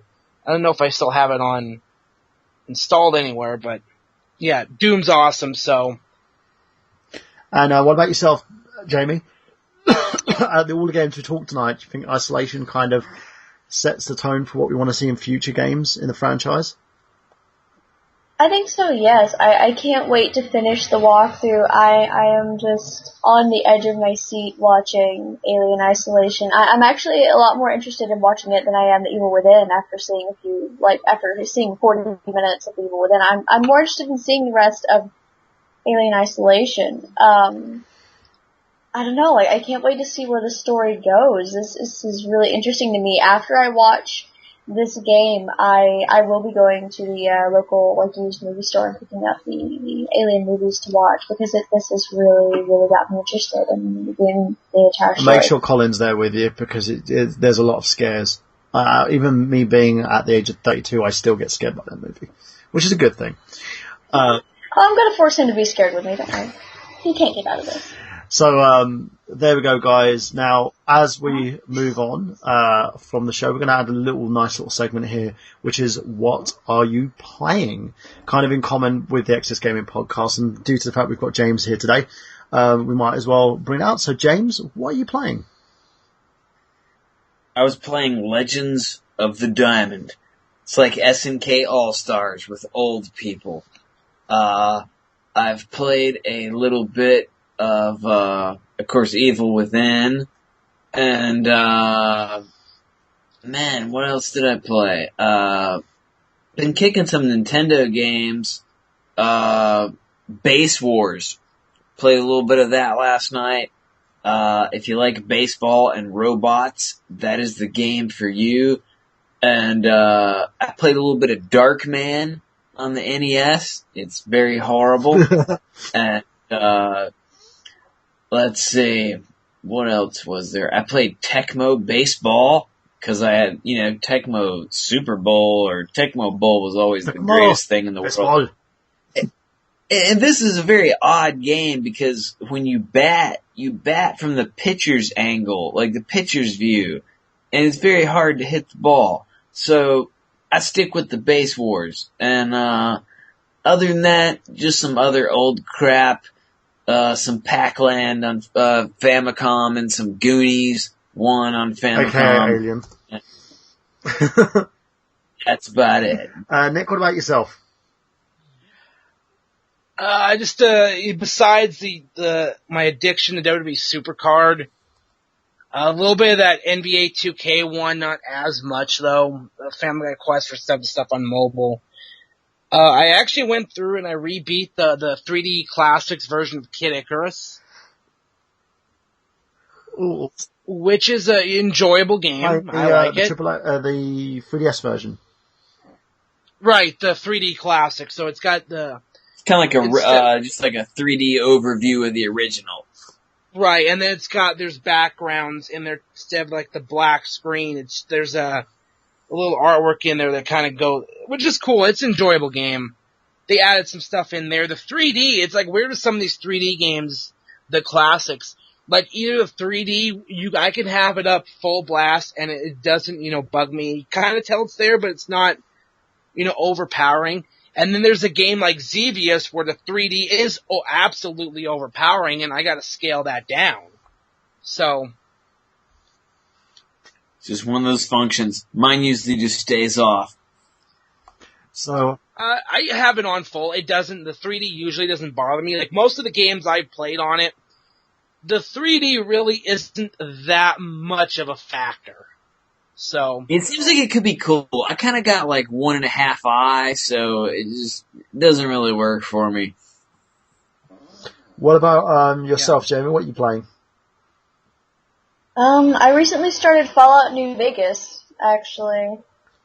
I had a friend of mine get me into New Vegas, and I've been watching her play Fallout 3 and also Fallout New Vegas over Skype. She'll turn her computer toward the screen, and she has played it probably over 100 times and beaten every scenario with different characters that she's made, and she knows every single ending and how to get every single ending. And so she's been asking me what I would do, since I can't play the games myself because we don't have the money to get them.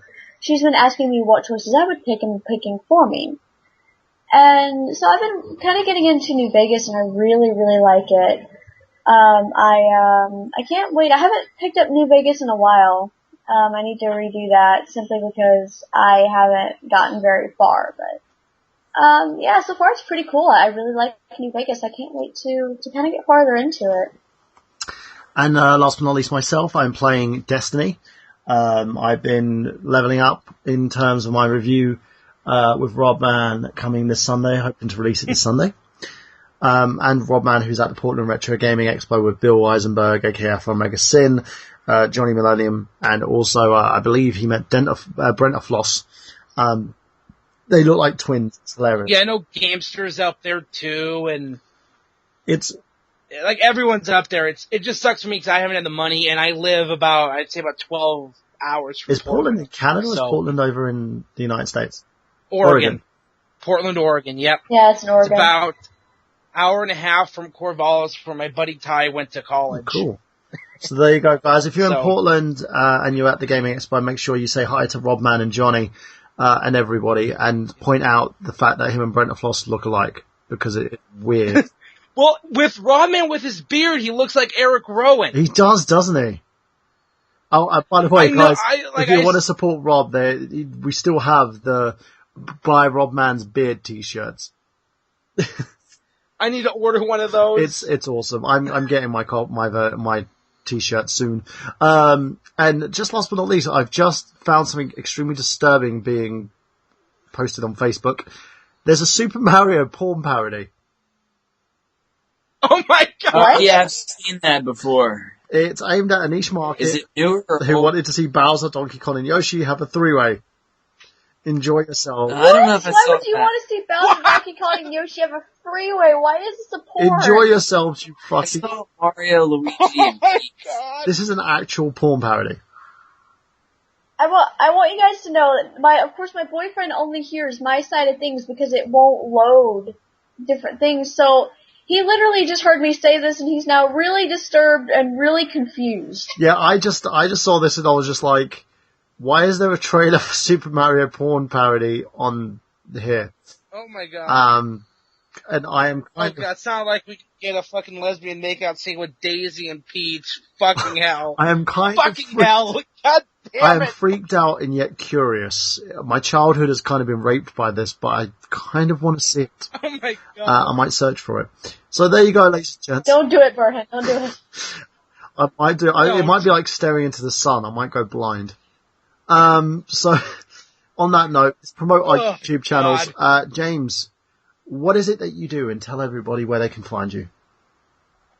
Me here, I'll do some cheap plugs. XS Gaming Podcast with my partner, Xander Scullion, who also has some awesome YouTube videos. Give a shout out to my boy Rob at the Retro Junkies Super Show podcast. They took a little hiatus and they are back on. And then I also with Rob will be upcoming soon doing the GB Junkies, Game Boy Junkies podcast, which will be a little different, a little bit more song and dance going on that. And that's about all I do. And I pop up on various shows once in a while. And there you go on that one, ladies and gentlemen. And make sure that you check out Xander's channel, youtube.com/Xander Scullion, where he talks about like gaming from his perspective, you know, his gaming moments, his gaming memories. He's currently got a review up of Bayonetta 2, where he talks about his experiences with that game.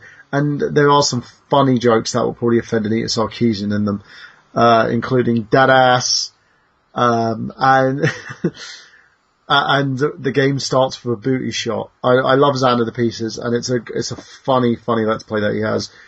So check that out, guys. Check out Dave Wade, of course, from Slamcast, youtube.com/NormBoysPost1975. Nick, where can we find you? Alright, I did do my plugs for Slamcast yesterday, but let's go for round 2. You can find me on YouTube at the Gaming Pegusis 187. You can find me on Twitter at Gaming Pegusis 187. You can find me on Facebook at Nick Horaceck. You can find me on Instagram at Pegusis187. Yes, I got a good branding thing going here. And you can find me on the Wii U at Pegusis187. So when Smash Bros. For the Wii U comes out, I will have it. Hopefully on launch, but I don't know. And hopefully, and my, I don't even remember my 3DS friend code offhand, but I have Smash on there, and I will be playing that some more after this podcast. Cool. And ladies and gents as well, let's see where we can find our lovely Jamie Stiles. You can find me on YouTube at Shemogee, SHIMEGEE, and on Facebook at Hazardous Cosplay, HAZRD-US Cosplay. We will be attending Anime Blast Chattanooga this November. We look forward to showing off our 2-hour history of Resident Evil panel, which I'm kind of thinking of turning into a little series on my YouTube channel. It goes over the things that may have been missed in the series overall, dating all the way back to 1963, back when Umbrella first started. And you can find me on Tumblr and on Twitter at GVirusJunkie, and my Instagram is the same as my Facebook, Hazardous Cosplay, and we just recently got a DeviantArt as well for our cosplay things, which is the same name as our Facebook. And I hope to be uploading some more finally this week. I filmed enough for 3 videos, and it turned out that the audio was completely whacked, and then I got sick again, so sorry for not uploading. That was a movie file on RoboCop. I filmed it twice, and each time something happened to basically... Oh, right? Yeah. It totally sucks, but I'm feeling a lot better, so hopefully I will be able to film this week. I would like to, thinking of filming like a few little videos on, a video at least on some of the scares that have happened during watching Alien Isolation, actually, and just tell some of the funny stories, including the story where my cat ran down the hallway and scared me, and I just kind of stood in the living room and yelled no and covered my face. That's what most women say when I do that. You can find me on youtube.com/The Nerdgenious. You can find Xander, of course, the Exodus Gaming Podcast, and you can find Getting Your Nerd On with Zach Latour on nerdgenius.com and also retrounland.com. You can also find us basically in the lovely different versions of Facebook, Twitter, at Michael Burhan, facebook.com/Michael Burhan, and news coming up of the Silent Hill Genesis Kickstarter in the next couple of days. I've been working my arse off getting everything sorted out for the various projects that I'm doing. I am a very, very busy person. Everybody knows that. Check out my interviews from Play Expo EGX coming up, including interviews with Chris Barry, with the actor who played K9 from the Doctor Who series as well. And you also the original Boba Fett on my channel, youtube.com/the Nerdgenious. Make sure, guys, you like, comment, and subscribe. 280 subs in. Still going strong. I'm going to be doing another video on Nita Sarkeesian coming up, just talking about the several issues that are going on, including Gamergate. So if you want to sit down and listen to me blabber on about something and talk about why I feel that the gaming industry is kind of going downhill because of these various issues, check that out. And also look out for my review on Destiny with the one half of the Happy Console Gamer, Robman. You can check out his YouTube channel, youtube.com/RobmanWorld, and stay tuned to facebook.com/iGotGameplay for more updates about our 100th episode Spectacular. Now, this is episode 98 of I Got Gameplay.